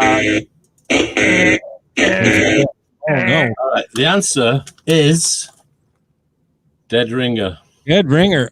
I would have never got that. Although I didn't know they had a dead ringer. Well, I did say something about Ringo or Ringer. Oh, Yeah. Dead Ringo. There you go. Dead Ringo. Dead Ringo. I'm sure a few people will buy that that are in our feed right now. Yeah. So, yeah. Well, Dead Ringer for Love. Oh my God. I'll take you back. If you remember, I think that was a follow-up to Bat Out of Hell. But he did the duet with Cher. Dead Ringer for Love. It's on that album. Oh, yeah? Nice. Do you remember that? Did you remember that? Yeah. No, I don't remember it, but I think that's cool. Yeah, no, yeah. So there you go. All right. That's your only stream for this week because we're almost out of time, right? Let me tell you something about Dead Ringer. Okay. Yeah, this goes back in history. They didn't have medicine and doctors that were capable of doing the kind of things we're doing today. And what used to happen was coffins were expensive. So they used to put people in coffins, they'd bury them, and then after a year or so, whatever, sometimes they would take the coffin back up, put the body back, and reuse coffins. Nice. That's pretty sad, but they used to do that. Wow. And then what they found is some of the coffins that they opened up, they had claw marks all on the lid. Oh my goodness. Right? Yeah. Where yeah, go ahead. This is everywhere. They found that because of medicine, whatever, people were in comas or whatever, and they thought they were dead. Well, buried them. Jeez. Okay, so it's a good point because it happened like way back in the 1600s and stuff, right? Because they were falsely way back. Right. So they figured, okay, we can try and do something to save these people that aren't really dead. So what they did is they actually, through the lid of the coffin, they had a hole and they had a pipe coming up above ground, and they had a little bell on the top of it, and they had it tied to the people's toes. So if a body moved or somebody came alive, they would move and struggle, and the bell would ring. And those people were called the dead ringers. Ah. That's where that came from. Oh, sorry, pardon the pun, but yeah, that rings the bell. And also, then they hired people to walk around the cemeteries at night to listen for those bells. Oh. And that was the graveyard shift. I'm almost tempted to give you a point for that. Until that was the graveyard shift. Isn't that amazing? Good, no, that's a good one. Dead Ringer. Hey, Derek, let's start a band called Dead Ringer. Let's do it. Woohoo! I can maybe sing or something, play guitar. I don't know. No, you can't. Voice of an angel. You have to sing. Come on. I can't. Oh, do you want to know what happened this week? I got my bass guitar back. Did you know? I haven't had it in like 16 years. Do you know how to play it? I got my bass and my amp. Somebody lost the cord to connect the two together. Okay, but I got tons of those. But do you actually play it? I don't remember if I can. Do you slap I it? could try. Slappity bias, man. I could try. That's good. You're hired. Okay, get me a chord. We'll see what Derek? happens. Heiko can play bass. You can play drums, obviously. Derek's a fabulous drummer. All right. Yeah. And you can slappity bias, man. Slappity bias. Hey, maybe Ringo, can you sing? Maybe you could join in. I've tried my luck at singing once or twice, and I'm not bad, but I have lots of guitars. I just don't really know how to play them. So that's okay. So Derek's saying we can put bells on our toes. Maybe when we're playing live, we can call ourselves the Dead Ringers and have like kind of sandals with like bells on them. I think that would be. But we could hang bell balls off of our balls, right? And there was one more to that. If a person did wake up in the coffin, and they were a dead ringer, and the guy walking doing the graveyard shift heard them, do you know what that was called? Saved by the Bell. Oh no! Yes, that's where those three sayings came from. Yep, it was Saved by the Bell, like that teenage whatever program. Yeah, whatever. That sucked. That doesn't mean anything. Saved by the Bell. Saved by the Bell. Saved by the Bell. The Dead Ringer and the Graveyard Shift. That's great. Actual fact history. Wow. Heiko. Because I showed you a lovely backside of mine. Right. It's amazing, yeah. Let's hear it for Heiko. It all came back. Yeah. So what's with all the laughter there? What the hell? I don't know. There's some hecklers in the crowd, but let's hear it for Heiko. Woo! Excellent. Yeah. There you go. So who knows what we'll learn next week? Who knows? And the atomic ballroom. Yeah. So I wonder when Dead Ringer started to be used for, when somebody's a dead ringer for somebody else. So that's got to be another. That would be a doppelganger, wouldn't it? Yeah. But he's a dead ringer, isn't he? Yeah. Well, it's not mine. Look it up, man. It's fact. It's so amazing. Cool. It's really neat. I actually do recall something about the bell ringer, about the yeah. So it did ring a bell. I said that, but it was just it's amazing.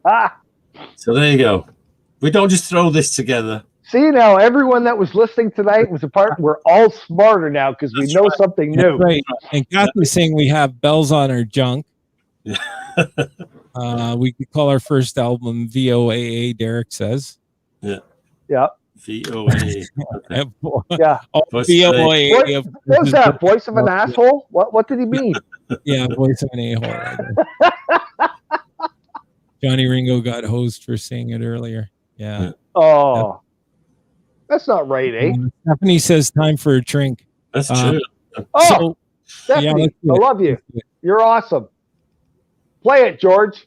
Oh, George, you suck. I know. Hang on. It's here. Woo.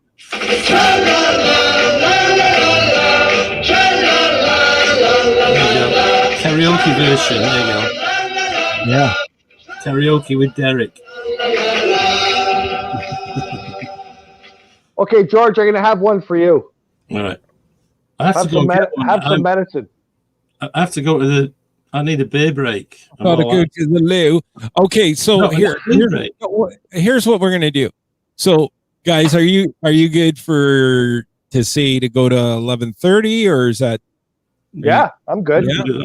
Okay, let's ask our listeners and viewers if they're good to go to. You guys want to go another half hour? Or 25 minutes? Yep. I think George better leave and get a drink. Yeah, we'll do that.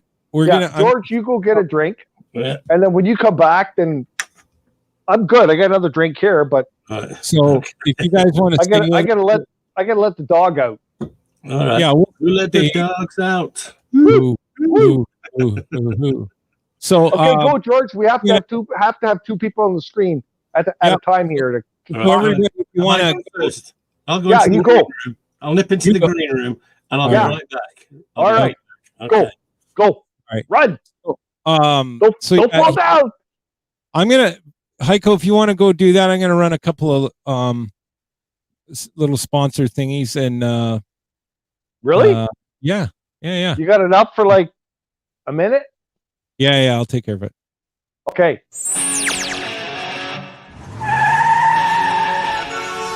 You better subscribe to Pine Tree Line Outdoors, and here's why. Have a look. It's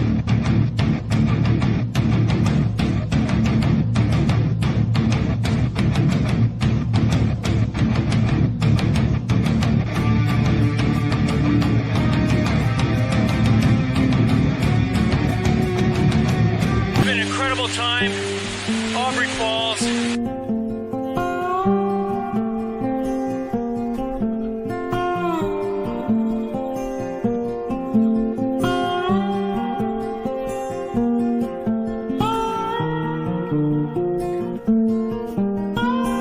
Why are we here? What is this abomination behind us? Okay.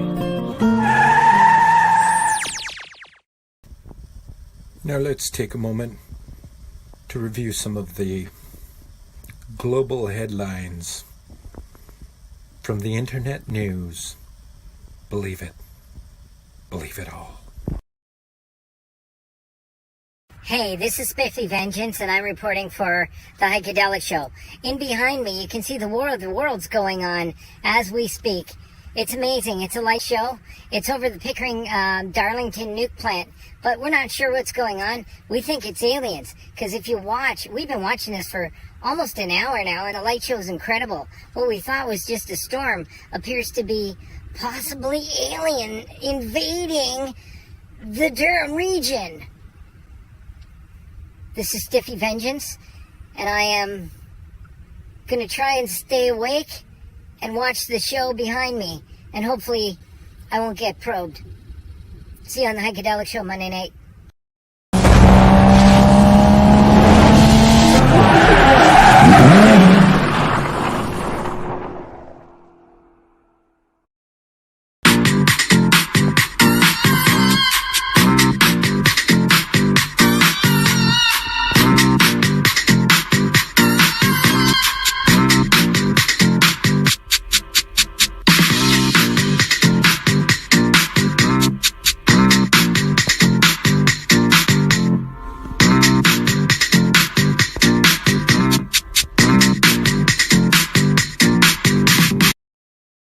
So yeah, those Halloween haunt guys are really something, aren't they? I like the video, and they're kind of scary. But I hope to see them again, maybe live next time. But I am going to check out their socials and look them up on Facebook for sure. And I'm going to like them because I like them. See you next time. Well, Aha. Perfect. so I'm a little tardy because we have a few other sponsored commercially things we got to put together. So yeah, so it's happening. We've got a pretty good campaign out to help some of the smaller businesses locally, and so it's super cheap. And just Yeah. spread the word, because honestly, there's just so many businesses. It's depressing going on. And, Yeah. It really is. I was actually surprised to see. I mentioned this a few weeks back about a restaurant that I pulled up to. I was actually getting pizza from the next place, but this was a ethnic food place, and it looked really cool. But it was closed down. It said closed down due to COVID, and Yeah. please don't rob us or something like that. But yeah, it was very depressing to see, because obviously it was something new that had started up maybe pre-COVID or during COVID, and just couldn't make it. And we've got friends who own bars and stuff like that, and one we typically frequent at, and it's just they were hoping to open, I guess, right after in the next few weeks when things stand down a bit, but they've decided to put it off to even down the road. So there a lot of people panicking, and it's just not good. So we want to help support and put the word out, and Yes. you know, places like Danny's, you know, Country Stop Burger. Country Stop Burger up in Highway 48. Then there's Churchill's Fish and Chips in Oshawa on Nice. that would be Yep. Taunton and Ritson Road. There's a mall back there, and our good friends who own T. Williams, right next to them are Churchill's Fish and Chips, probably the Nice. best fish and chips around. So support. We all have to do that collectively, people. We really need to support our local small businesses because they're the ones that are really suffering, really hurting. You know, some of them are fortunate enough that they had an outdoor patio in the fall. They could actually have people come in and still sit outside and get served. But one of our most favorite restaurants that was in the town of Kennington, they were right downtown. They had no parking lot. They had no patio. It was just a wonderful restaurant. Excellent food, great staff. They are now closed permanently because it really sucks, you know? Well, it sucks for a lot of reasons because when you start a restaurant or any kind of a business, it's, you know, unless you've got enough bucks to start several ones as an investment. I mean, even that sucks, honestly. But but even that, you know, I always mention this.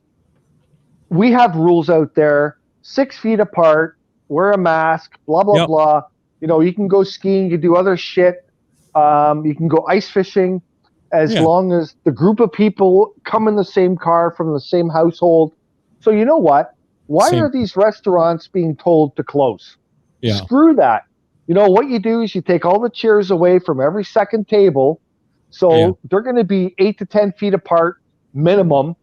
And then if a family comes in or a group of people come in that come in together, that's their responsibility to do that. Let the restaurants stay open and let them have at least half the tables open so they can keep going and keep their business running. Because these are families. It's not big corporations like, you know, McDonald's and Burger King and all that shit. This is locally run businesses. And I do not see why they need to suffer because the rules are bent and twisted for the big corporations. Yeah. Like, come on. There's definitely different standards there. And I think in November, early November, end of October or something, I actually went up to Sudbury to go hunting, and there's a little restaurant, great little restaurant out there, and they kind of did that, like where they would, you know, smaller town obviously, and everybody, if you came in with your so-called pod or you know, your regular people you hang around with, they put you at a table, and you know, you had to wear your masks and sit down, and I've been to a few. you wear your mask to the table. And if you get up to go to the bathroom or anything, you put your mask back on, and the servers come to your table wearing a mask. Like, and that should be allowed everywhere. So what they're doing is, me personally, I think it's wrong. Oh. They're just screwing over the small business. Yeah. Well, you know what? I don't know what to think anymore because there was a lot, you know, some small business support out there. Obviously, never enough. But it's hard, you know. Like even here in town, like we have one small business, a restaurant, Tarred and Feathered. They still, they're hanging in there, but right now they can only do takeout. Right in the summer, they actually were lucky enough. They had a few parking spots out front. They turned that into a patio, so people had to park on the street. But they had their space where they could do that. Yeah. And now locally, I go in there, we order from there, nowhere else. They have good food too. Yeah. And we tell them we're supporting them. We want you to stay open. Yeah. And so far, enough people are doing that. They're staying afloat. Right. And that's great. Like, there's so many different situations out there. It's really hard to have, you know, a straight up answer. And like I said, I don't know, last week or the week before, like, you know, I got friends thinking that, you know, somehow the there's a conspiracy theory. Jeff mentioned something about conspiracies, and it's kind of silly the way people are thinking. But one thing I can say though is that, if you're at home, make sure that you're reaching out to people, and whether it's Yes. Zoom or whatever, or even Hey, like the old-fashioned phone call works great. old-fashioned phone call totally That's works. what I've been doing. I've been phoning people. I'm just sort of slowly going. Yeah. I pick one or two every day, and I just call somebody and say, "Hi, how are you? I miss you." Yeah, my mother spends hours talking to her brothers, and Good. they're Good. it's just right now though. I know some people out there that this is really affecting, to the point where it's gone beyond depressing, right? And it's terrible because I haven't even checked the stats on like suicide rates or anything like that, but I mean I'm starting to feel it, right? Like when I think a lot of people are. Yeah, like there's people that have been decimated financially. Yes.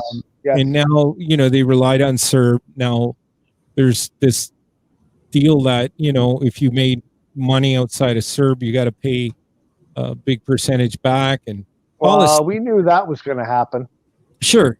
And then I think the fact that, we can't go out and do the things we used to do. It's now becoming very painful.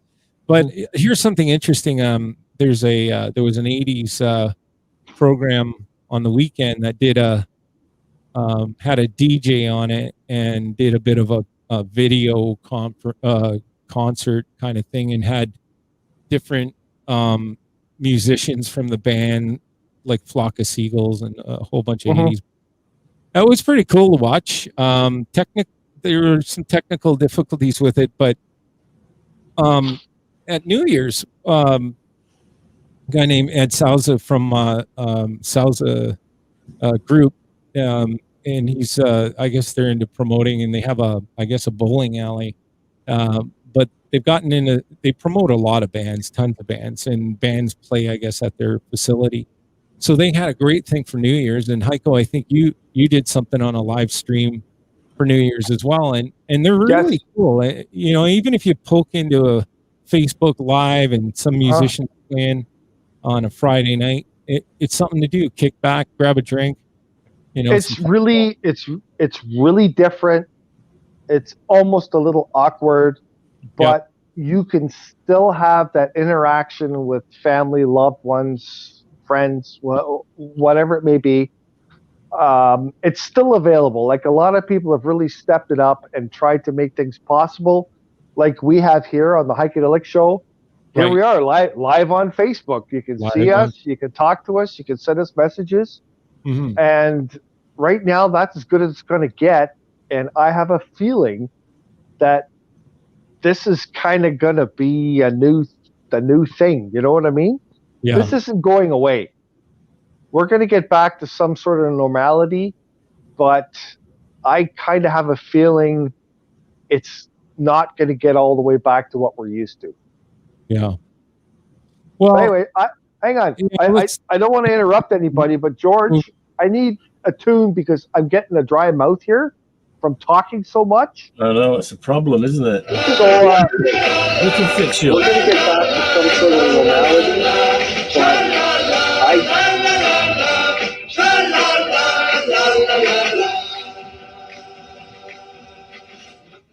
that was weird. There was an echo in the background, something else again.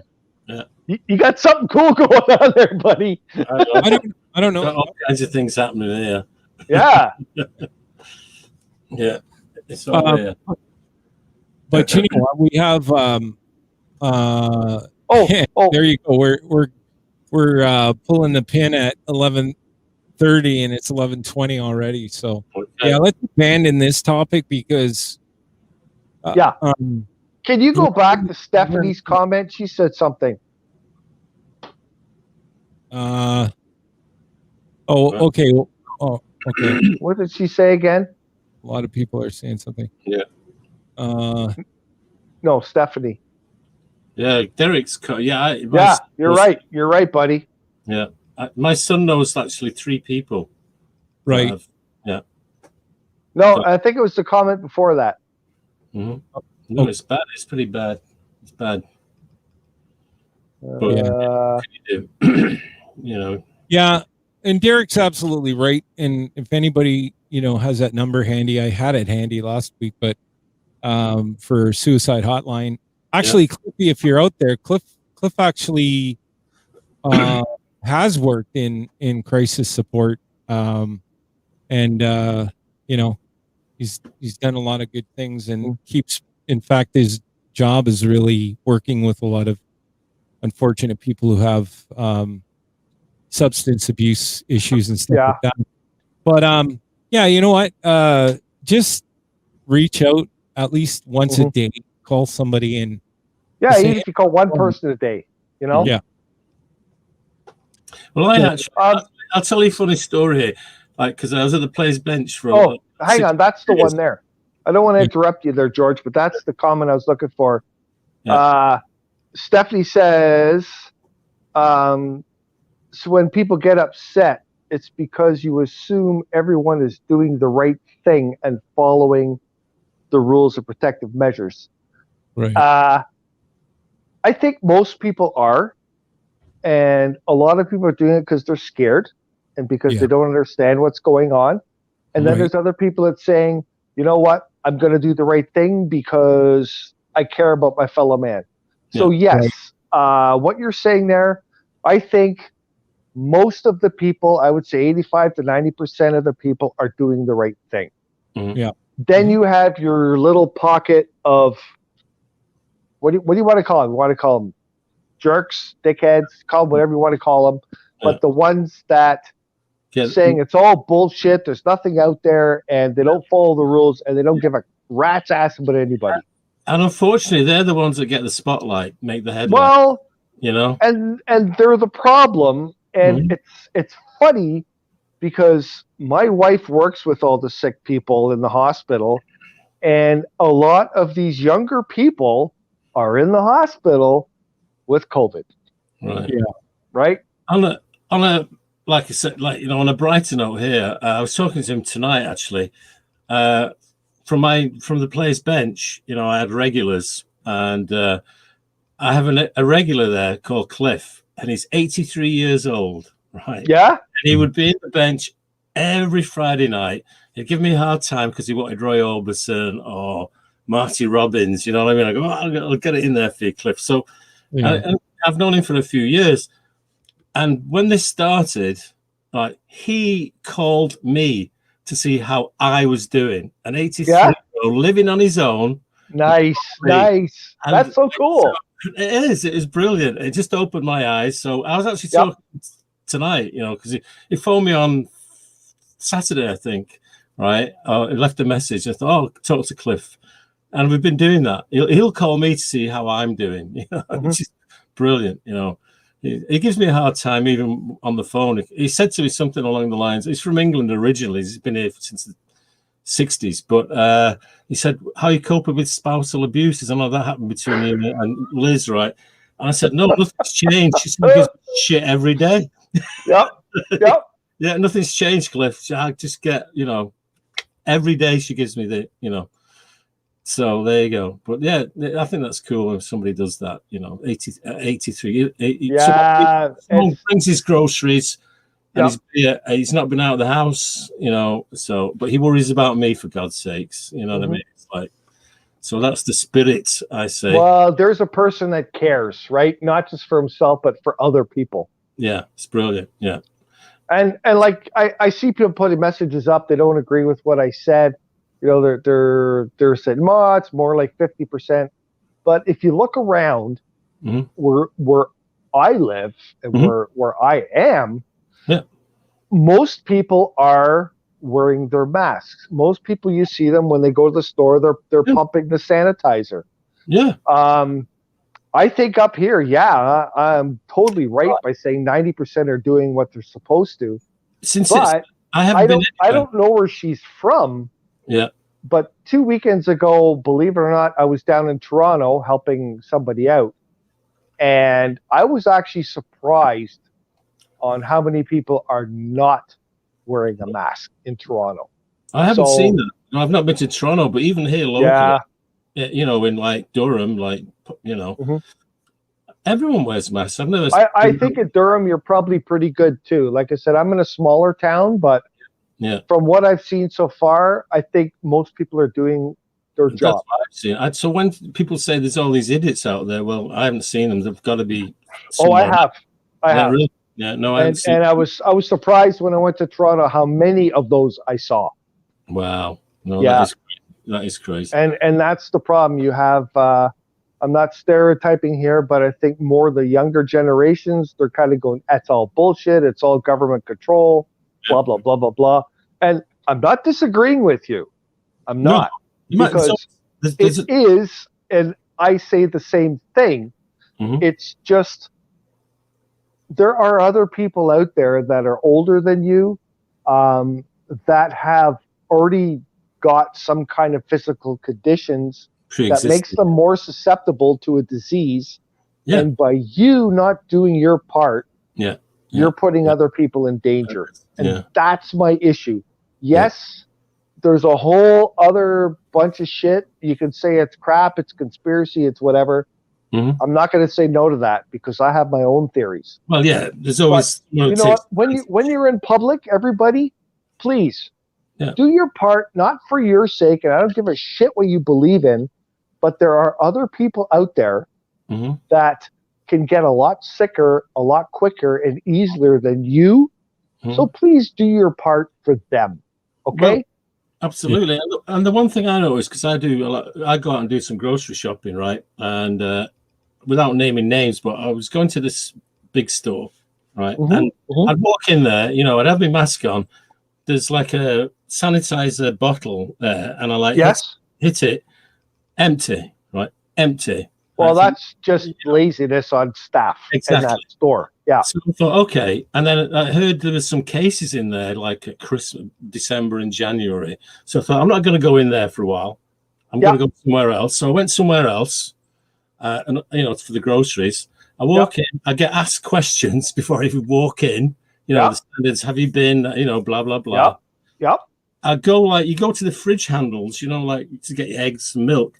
Sanitizer there for you. Sanitizer as you walk in before you can get your trolley. Sanitizer, you know, so you get your milk and eggs out. You can sanitize again. I thought, okay, I'm going to carry on in here. I'm not going back there. You know what I mean? Yeah. It might be slightly more expensive, but I thought at least these people are making an effort. Yeah. The local store here, is more expensive than any other store, like for groceries. Yeah. But they have somebody sitting at the door where you walk in, making sure everybody has a mask on, right? Yeah. And where you said the freezer section where they have all the big handles on the big doors, there was a young lady there with a cloth and sanitizer. Every time somebody opened a door, she went and would wipe it. Yeah, there you and go. I went to her and I said, thank you. Yeah. You know? Yeah, because that's not what they're hired for. It's not their job, but the store is at least doing their part and doing the best they can to keep people safe. Yeah. Right? Absolutely. Right. Yeah. And even on the conveyor belt when you put your stuff on, this is I've been in there for a while. I like pull it up, and wash it down. She goes, no, wait. And it's not like a quick. She was like doing the whole thing and everything. Well, they run the belt one complete loop until the wet part comes back to where they are. Right. So I thought, this is what I want to see, right? This is what I want to see, you know. And that's what my local store does here. So I do all my shopping there. Yeah, exactly. I support locally, and my local store is doing the best they can to keep everybody safe. So absolutely, I'm in. Yeah, I'm in. I'm quite confident going in there, you know. And so that's the big stores that don't do that. This is what I give you. Shame on them, it's terrible what they're doing, and they're allowed to be open all the time. Yeah. So that's where the problem is. Yeah. You know, and there's some inconsistencies with the chains, right? The chain stores. Yeah. It's too bad. I even wonder about like why isn't it every second parking spot, right? And accommodate other parking. But I guess here's the thing, right? All of those precautionary putting sanitizer near your freezer doors in stores and all of that. Mm. Imagine a smaller business, how that affects them, right? It's not cheap. Yeah. I mean, I had a retail business a while back, and I used to get nervous because the washroom was shared with a unit next to mine, which was a church, actually. So Okay.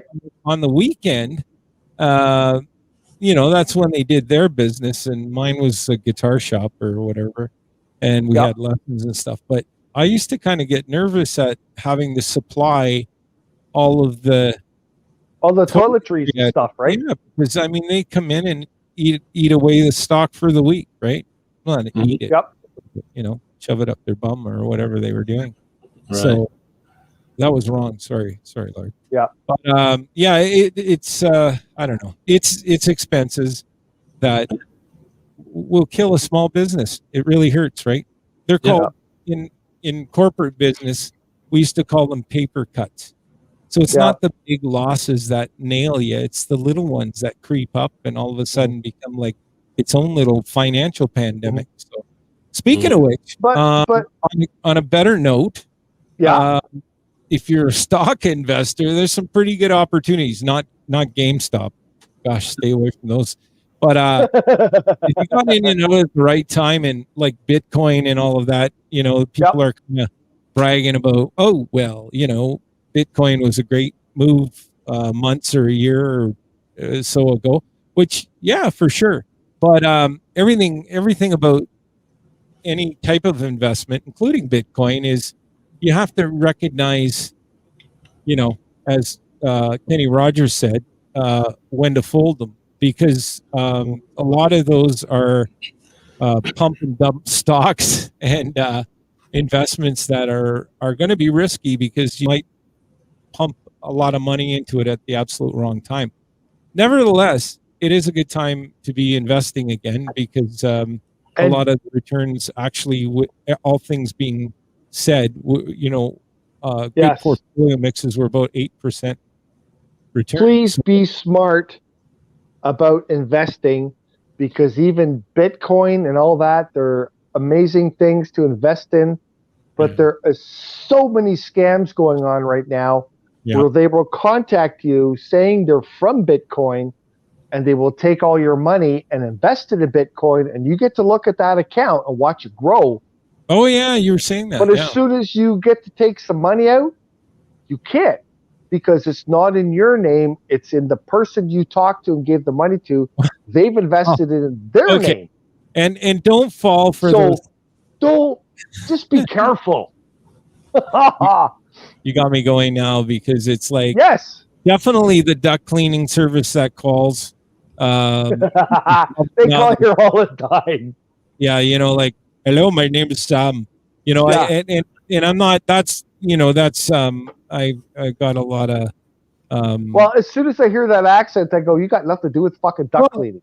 And what's silly about that is, I've got Middle Eastern friends and that, love them to death. They're just, it's just, we have so much to learn by having a diverse culture, and not learning. I mean, it's just part of who we are, especially in this area, like Southern Ontario.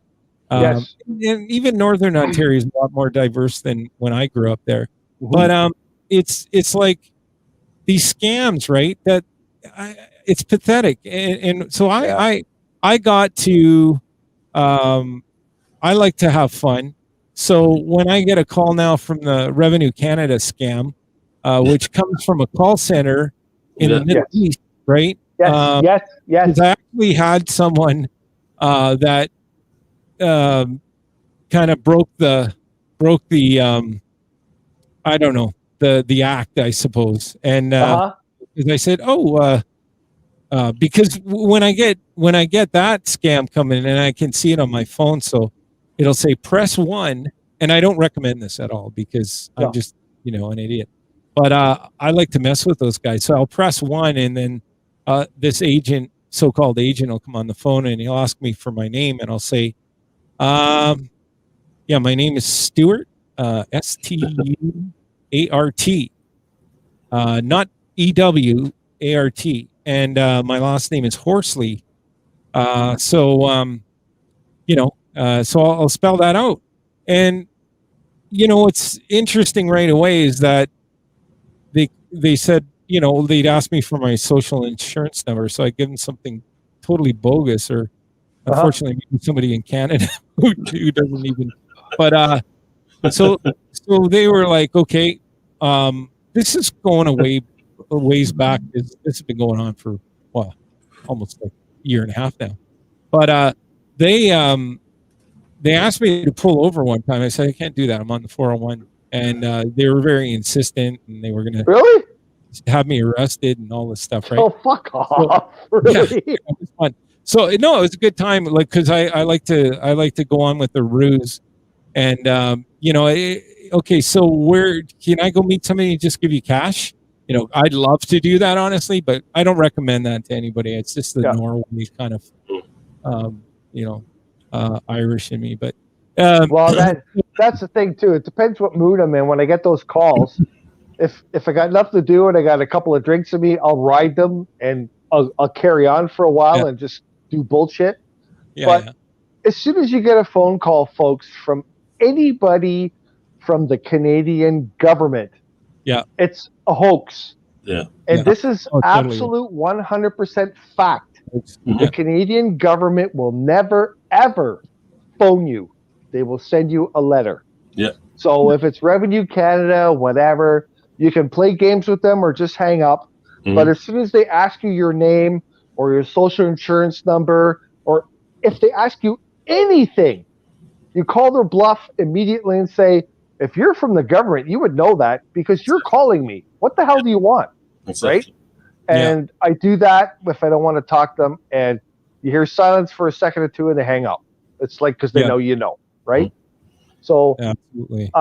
Anyone listening out there, this is just helpful. If you do get a phone call and you don't know, the Canadian government, Revenue Canada, nobody from our government will ever phone you. You know what? They don't. Really can take advantage of seniors because the way they approach it. And they do. This poor lady invested $80,000 into Bitcoin. Yeah. Oh, right. Yeah. And it's gone. It's gone unless she got ripped off. Well, I invested a lot of money in something, and I potentially, you gotta really, when you put any amount of money. It's kind of like this. Into the Heikadelic show? So my exactly, I made an investment there. Right. Sorry. I just want to see it through so I get some paid back. But my mom, she loves to play, like, do the casino thing, and she'll go out and spend whatever she spends. Like $500 is probably a typical night for her. But anyway, those aren't happening anymore. And she likes to play lottery tickets and scratch tickets and all that. I said, you know what? For the amount you spend in a month, what we can do is we'll play like penny stocks or something, right? There's a lot of really, if you do research, you can, and you're willing to wait a bit, you can do okay. But you have to educate yourself or tag on to somebody that knows what they're doing in terms of investing. But it is pretty intricate, and there's a lot of stuff out there. I think Stephanie mentioned that somebody's like made a water stock or something like that. But there's, you got to watch for fraud and all of that. But ones that report out, I mean, they're legit. There's a practice and an ethics integrity system that makes sure that these are okay. But like that whole thing where people are doing the pump and dump on stocks, so they'll get a critical mass together and they'll just start investing, and all of a sudden this nobody stock starts to go on a run, so then people jump on it, and then all of a sudden they start pulling their cash. But so anyway, my point with all of that was that if you were worried about your investments and stuff like that, then you're things are a lot better now. I don't want to say how much I lost, but it was. I know, buddy. But it's terrible. Oh yeah, it's like forced me to actually think about getting a job again. But Yeah. anyway, Oh, I was just thinking there, Ringo. Maybe some of these calls, I just want to hear the voice of an angel when they call, and it's not a scam at all. oh yeah, but they won't hear the voice anymore. They might hear my voice, but definitely not. Do you know what, George? Angels, well, You're gonna see a message come up from Kathy very shortly. Say, George, shut your freaking mouth. Yeah. She hates when I do that whole thing, so I'm going to stay away from it. It's all good, buddy. especially for Kathy, we changed the shades this week. Yeah, there you go. Everybody's Nice. got shades. We're listening. We're listening.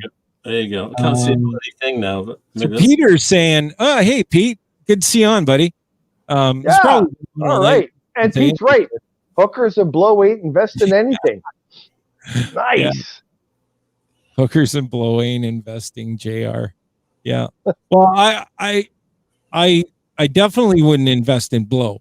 So it's just not a thing. In fact, yeah. So I'll leave it at that. I've lost some very good friends because of that getting out of hand. Yeah.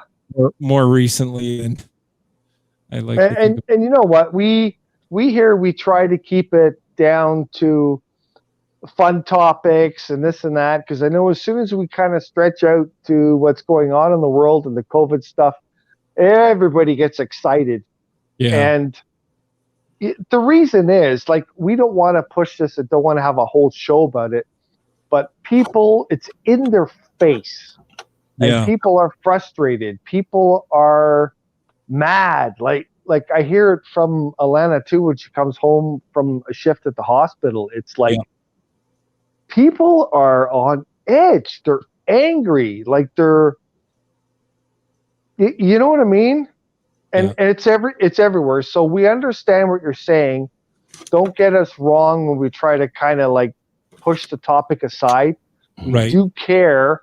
We are in it just like you are, but it's such a huge topic in everybody's face. It's very hard to talk about it because everybody has an opinion, right? I think Stephanie, and it's good to have her participate on the show. She's in public health and not just entry level. She's worked hard getting her accolades and everything and all that in the past couple of years. Just kind of wrapping that up, but she, knowing a bit about her, she's definitely committed. So her comments, I mean, it's like Heiko, what you said, because your wife's in healthcare as well. Well, and it's funny because I look at Stephanie's comments and I know what she's saying, and my wife's interested too in what she's saying because she agrees.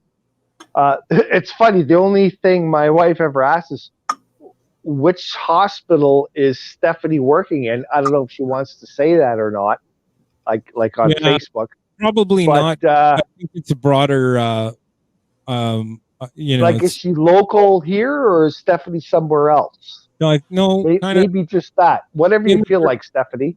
In the Durham area, but I think it's more of a regional thing or something. Anyway, Stephanie, yeah. But she's been in it for 34 years, so she's got a lot of experience, and you know. And my wife too, and it's so difficult, and even what's going on in the hospitals themselves.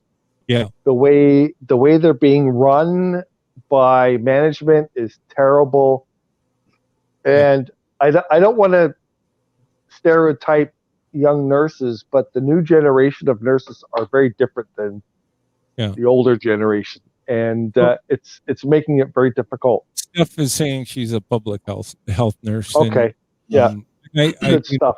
Good stuff. Well. And it's been really challenging, for them, right over to, let's say, I don't want to compare a public health nurse or RN to what a PSW has to do, but some of the PSWs in homes or even going into homes, I mean, it's there's tons of risk, right? Tons of risk. Yeah, absolutely. Stephanie also says she works in COVID, so So yeah, there's a lot of risk, right? Coming home to your family every day and all of that. Yep. So yeah, so we just have to, and I think George, whether he says it or not, I see his concerns around COVID, and he's Yes. staying safe. And I think what I hear from George a lot is that this is going to get better, and Has I to. think we all have to believe that. Mhm. Timing of it is a little a little questionable, but it will Debatable. happen. And then in the music business, which you know, there's a lot of people trying to rebuild, certainly music hall and Yes. all that. But the Well, even the bands themselves, like you obviously know, Ringo, is the yeah, bands themselves are sitting at homes with their guitar picks up their ass because they well, can't play anywhere. Like some it's of them, fucked. yeah, but some of them like me are right. Like I've got enough on the go I can really keep busy, but technically I should be. I get criticized about this about because we got this CD we haven't released and blah blah blah. But I got other things going on that keep me busy.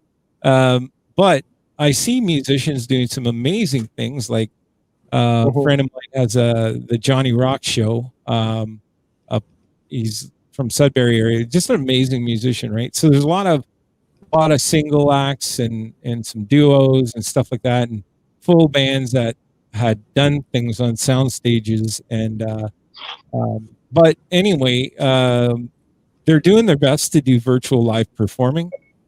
Seems Yep. like everybody's got some kind of a podcast because, um, we were actually doing this with reality radio long before a couple of years, I guess, before COVID, and then when we changed our format and came on the air. And I think part of that was, you know what?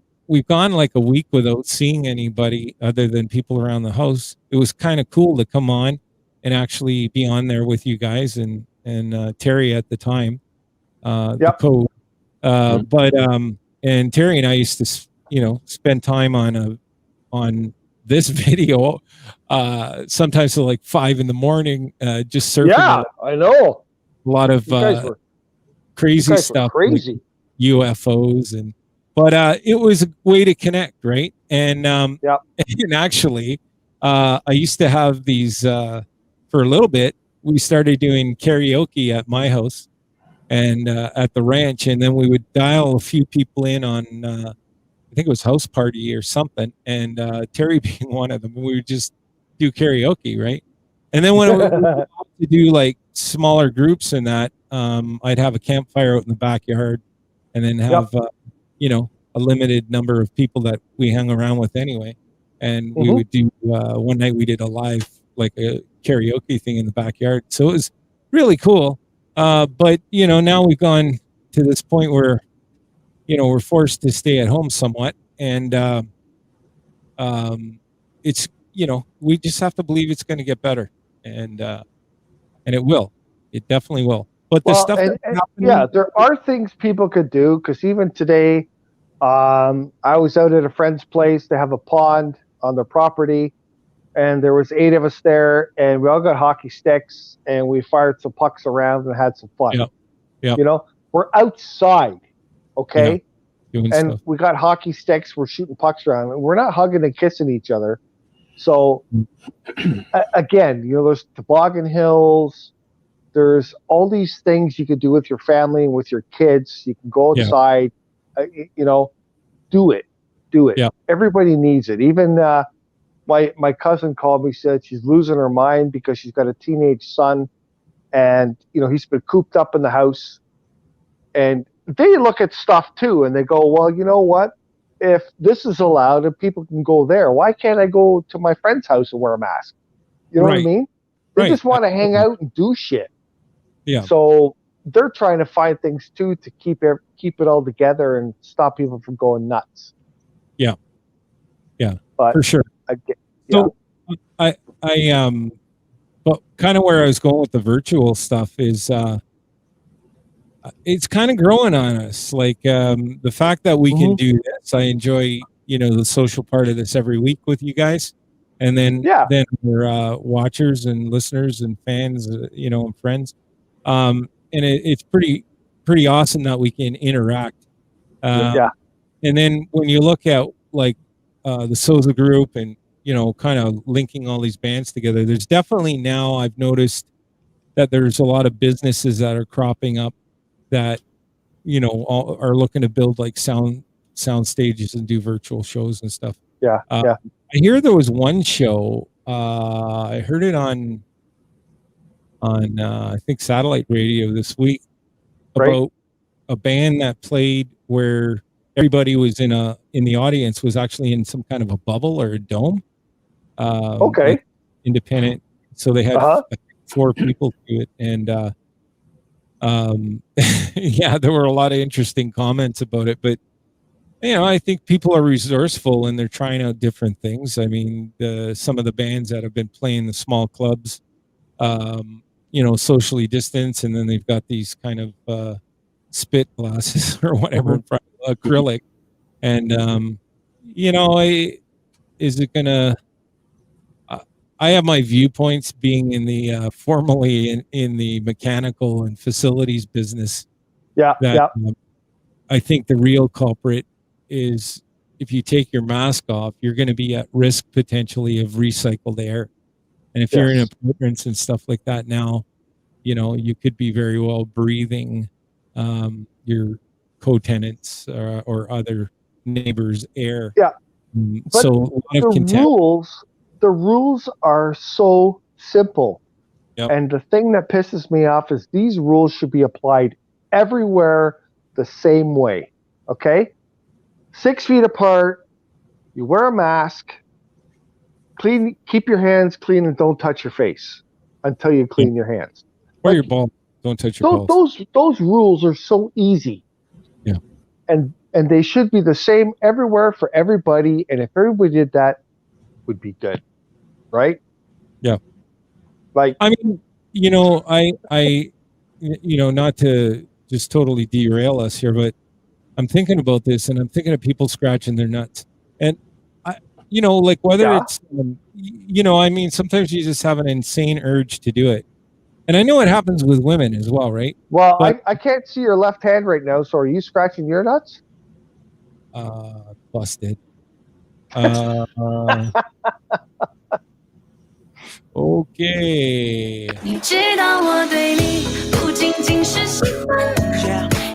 Yeah. So, but yeah, it's you got to stay clean. George, you got both your hands under the table. You're playing ping pong. There you go. Whoa! He's got pants on. Yeah. Hey, I get dressed up for this broadcast. Not like some people. Is that a soccer shirt? Yeah, this is a 1966 World Cup winning shirt, England shirt. Well, wow.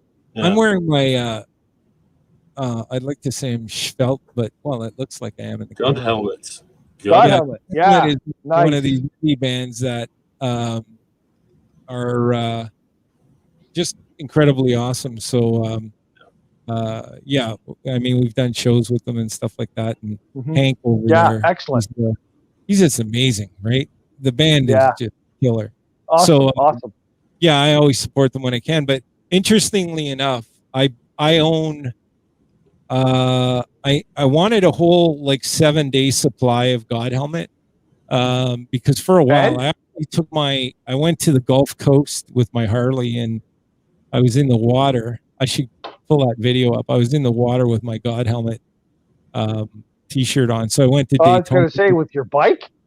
Yeah, I actually did. I was went. No, in the water with your bike. No. I was like, holy crap! What are you doing? So we went to the Gulf, and then we came all the way back to Daytona in the same day. So that was a bit of a run. Nice. But we were actually going to head over to Miami, and the weather was just crazy, right? So. Yep. But yeah. So let's see.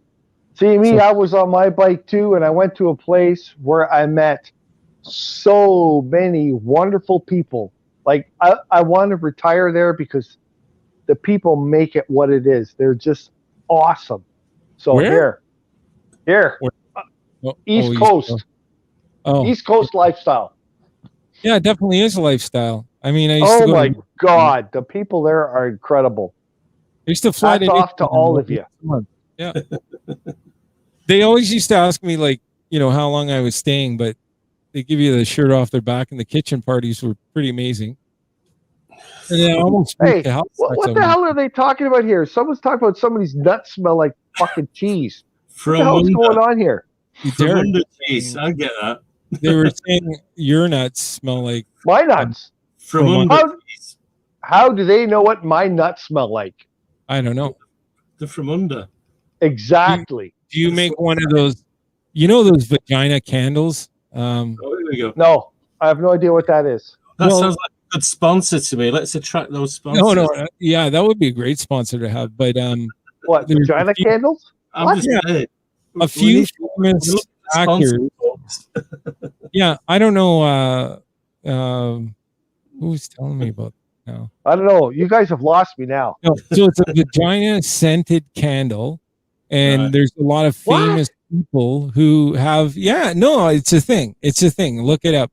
Somebody out there want to look it up? It's Who wants a candle that smells like rotting fish? No, oh my God. Okay, let's go to a complete, because that shouldn't be the case. All right, like it should never, because that just shouldn't be. But no, it shouldn't. Okay, but that's the story, right? People have actually made these candles, so I'm like wondering, well, with a hint of oregano. Oh my God, Stephanie, you're killing me. What the hell? Oh my goodness. Well, what about? Oh, there. No, here it is. So, Keisha, I like it. What did you just say? 1966. Is that the last time football came home? Yes, it was. Yes, it was. Just like hockey, 1967. What the hell?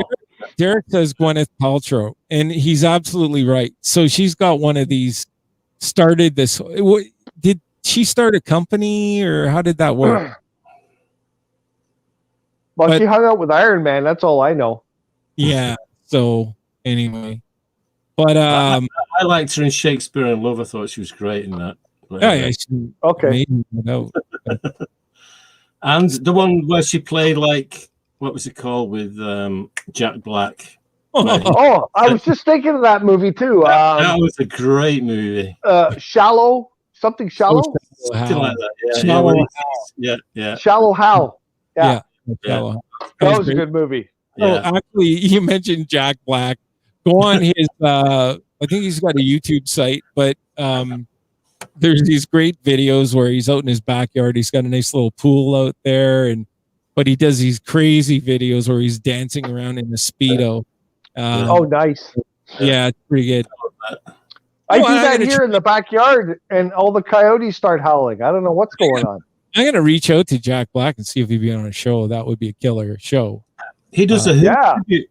Sorry about this, but he's a Who tribute band. We obviously might not put him on there. What are they called? This Who tribute band that he does. There's two, him and another guy. Oh, that's yeah. Why would you do that and torture me? Well, we should get him on and play a few Who tunes. I think we should do that. No, but I think we should get the Scorpions on to play some Who tunes. No, he's got an actual duo band. He's got a band. Him and another. I can't think of them. They're on the tip of my tongue. Yeah, we'll stick your tongue out. Let's see. There you go. I don't know who they are, but yeah, that would be cool. See, Derek's my backup out there. He's like, so when I have these mental sort of blocks, he looks things up on the internet or just he is an oracle. Yes, the oracle. Yes, he's our oracle fan. That's Derek, right. Your name is now the oracle, but I think the oracle. Quick on the draw, and Kathy as well, as far as digging facts in the background and helping us out. Right. Talking of movies, which we just did a little bit. Okay. There's one that's being promoted at the moment called Greenland. Terry Code sent me a message 2 days ago Yeah. Oh, You yeah. gotta watch this movie, Greenland. I watched it a couple of weeks ago, and it terrified me.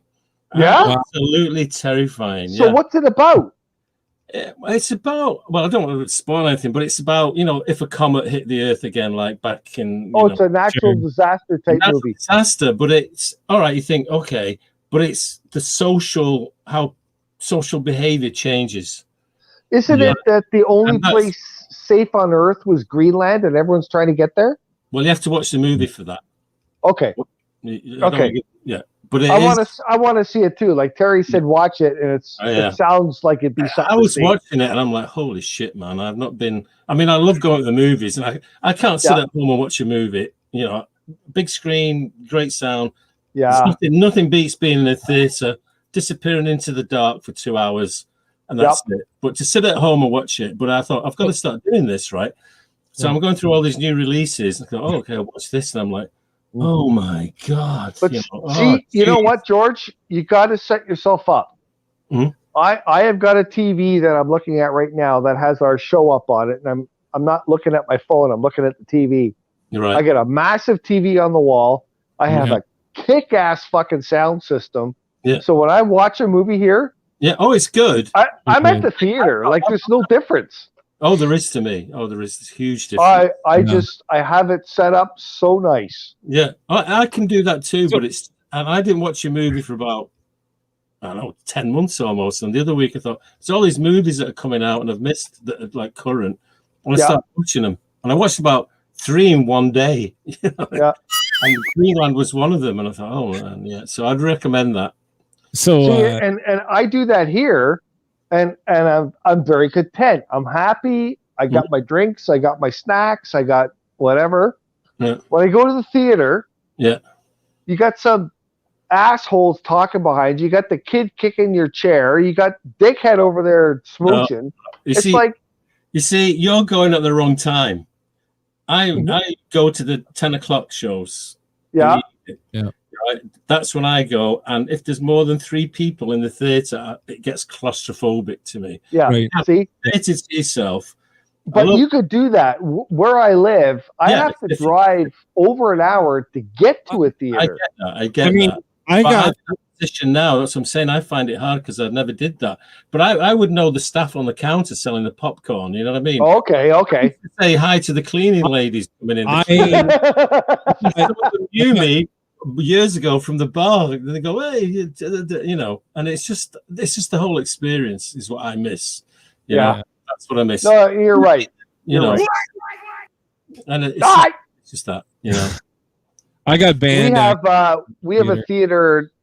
It's about 25 minutes from our place. Mm-hmm. It's called the Gem. Mm-hmm. It's a smaller theater in a small town, but they have I think they have three screens in the building. Mm-hmm. And I wanted to go with my wife to see the Avengers movie 2 years ago, right? When it came out. Yeah. And you couldn't get in anywhere, right? Yeah. So we didn't call, we did nothing. We drove to the Gem just to see. Mm-hmm. Walked in the door, bought tickets, Mm-hmm. $5 each. Wow. I took a picture of our tickets, and we saw the Avengers movie opening day. Mm-hmm. Like, there are still places like that, and unfortunately, right now they're closed. Yeah. And well, I'm lucky because I have a local theatre here that's got 12. I think it's 12 screens. Or is it 10? It's 10. 10 screens. Yeah. If I drive 20 minutes east to Whitby, they've got 24 screens. And are you talking about the one in the north end of Oshawa there, Harmony Road? No, that's a famous place. Now I'm talking about AMC in Whitby. Oh no, what's it called now? Yeah, I know the one. I know the one Whitby you're talking about. It's in the big Centrum complex there. I'd go in there on a Monday and a Tuesday at like 10 o'clock, and it was the whole package. You watch the movie, with people you know, and it's just so nice to be in a lobby and the atmosphere. And there are theaters that are open right now. Yeah. Yeah, I know. I've seen a couple of them, but I got banned from one of the big theater chains because of course you did. Well, you know, I went in and I asked for popcorn, and I said, well, before you put the popcorn in, can you put a hole in the bottom of the popcorn container? Oh, my brain just went there when you said that. I thought, no, you did that? I did, and they said, well, Oh. what would you need that for? And I said, well, I like to eat the popcorn from the bottom of the popcorn thing, right? Yeah. So Uh-huh. they thought it was weird. Yeah. Well, I'll tell you a weird movie story, right? Okay. It's a bit on a lighter note than that one. You know, the family can watch this story, right? Yeah. So I went to, this is years ago. I used to go to the movies all the time, matinees, late shows. I would never go peak times. And like I went to see the second Scooby-Doo movie, right? All right. In the afternoon at like 3 o'clock, 4 o'clock, where it was on a Wednesday. I go to the cash and I go, one for Scooby-Doo. And the girl looks at me and she goes, an adult ticket? I went, yeah, one adult, yeah. Yeah. What are you, a pedophile? What the hell's wrong with you? That's right. So I go into the theatre, and as usual, I'm like, you know, one of 3 people in there. And and I thought, okay, this is a movie. About 10 minutes before the movie was ready to come on, they start wheeling in those tray things, you know, where there's like 6 or 7 trays. There's all popcorn and drinks on one, and they wheel them in, right? Yeah. And then suddenly this party of kids comes in, like, I don't know what age they were. It was like about 30 kids came in. Yeah. To Scooby-Doo. The birthday party, a birthday party, wherever it was, but there's a ton of them, right? And I watched this movie, and the movie was dreadful, as I thought it would be. But to hear, like, they all sat on the first 3 rows. I'm up at the back somewhere, you know what I mean? Yeah. And I thought, oh, this is kind of weird. But then it was like watching Scooby-Doo, and these kids, it was just screaming with laughter at this movie. Oh yeah. And I thought, that was the best experience I ever had in the movie theatre for a long time. Because you got, they were laughing at that, you know, I'm laughing at that, and then I'm laughing at them, and it was just brilliant. But so Derek says, let me read it. I'll try and emulate Derek's voice. Oh, adult theater's still open. Adult theater's still open. I'm asking for a friend. Good one. Yeah. Here I am trying to attract sponsors. Keep it clean. Stay clean, my friend. Yeah. Stay clean. There you go. I don't know.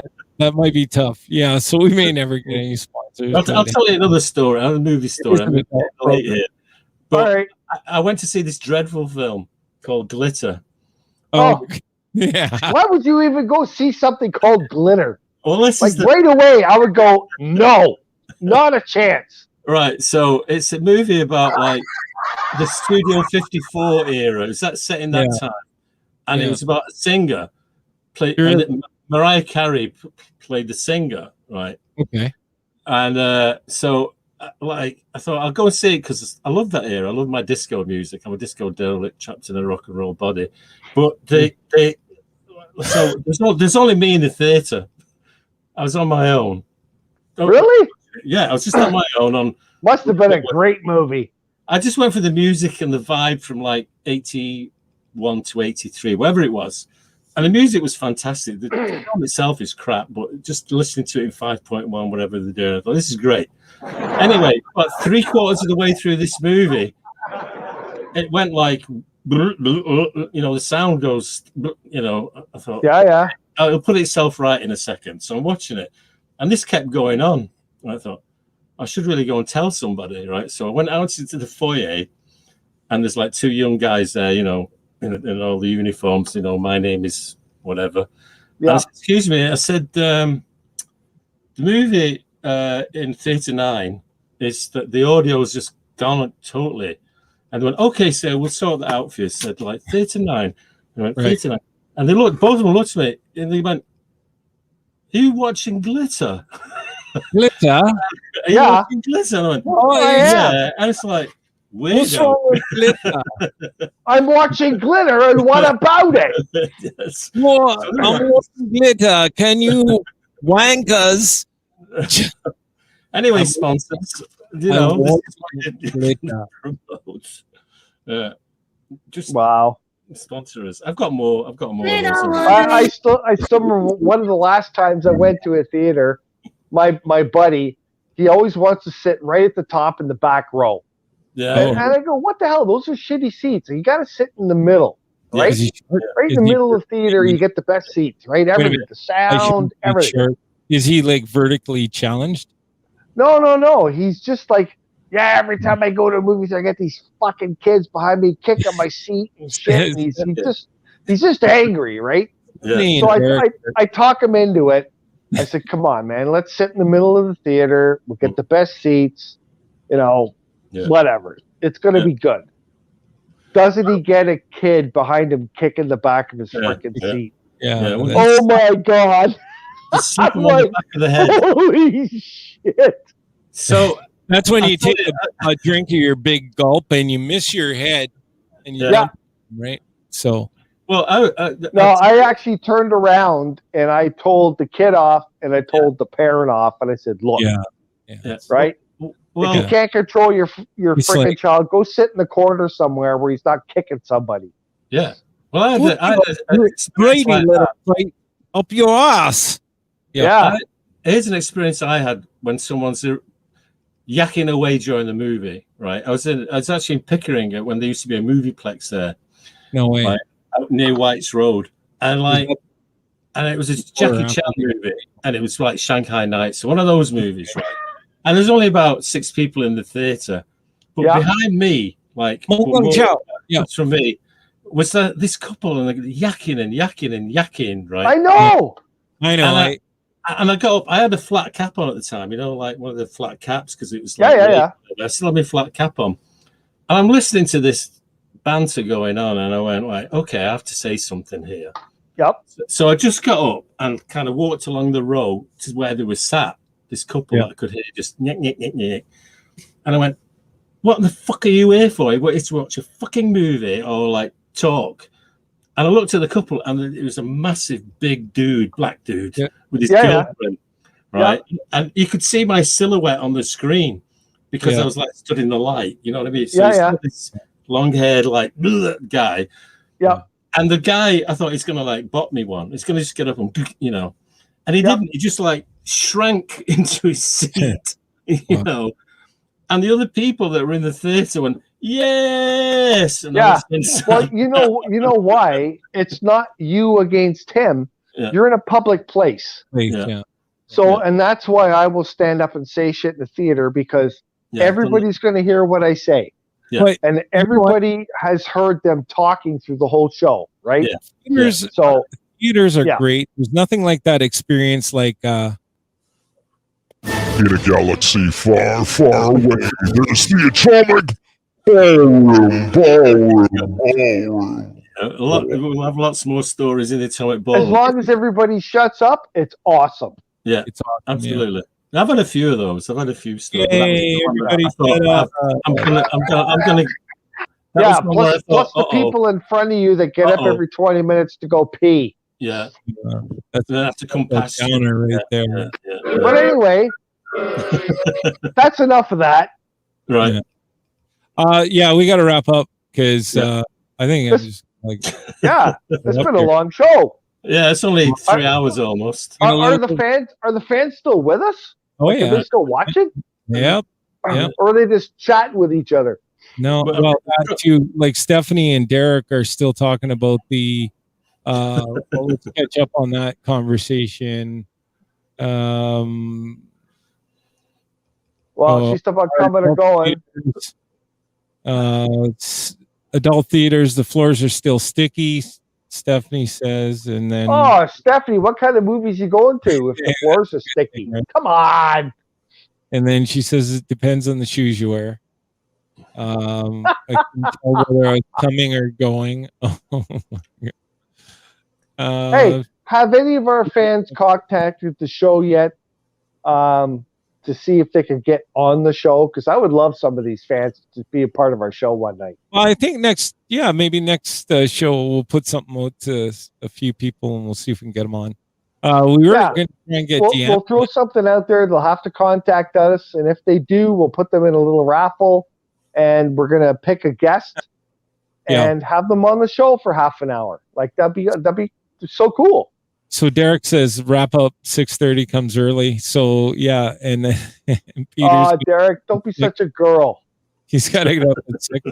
Hey, careful with that. We got girls on here.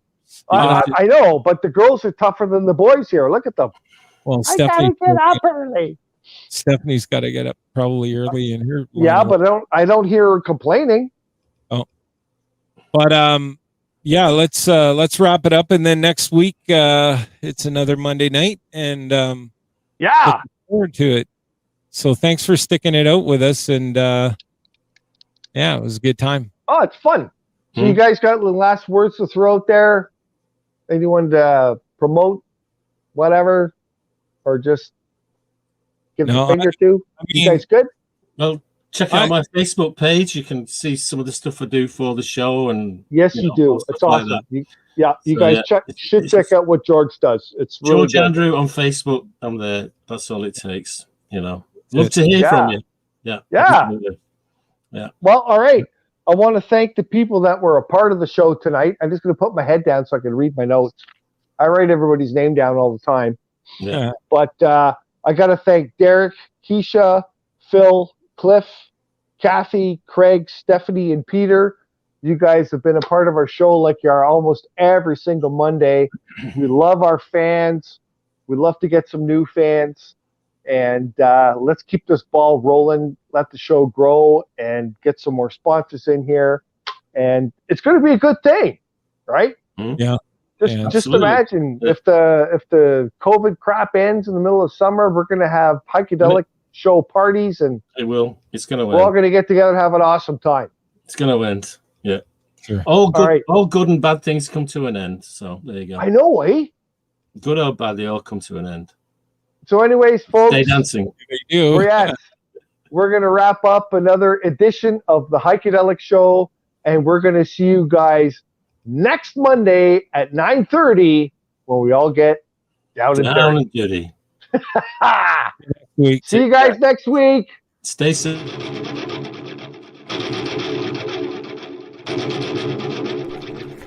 Well, that's another wrap for the Heikadelic Show, folks, so time to get dirty. And don't forget, listen in next week on Monday night and every Monday after that for the Heikadelic Show at 9:30 Eastern Standard Time. If you'd like more information on the Heikadelic Show, please find us at www.theheikedelicshow.com or .ca. We'll see you all next week on the Heikadelic Show.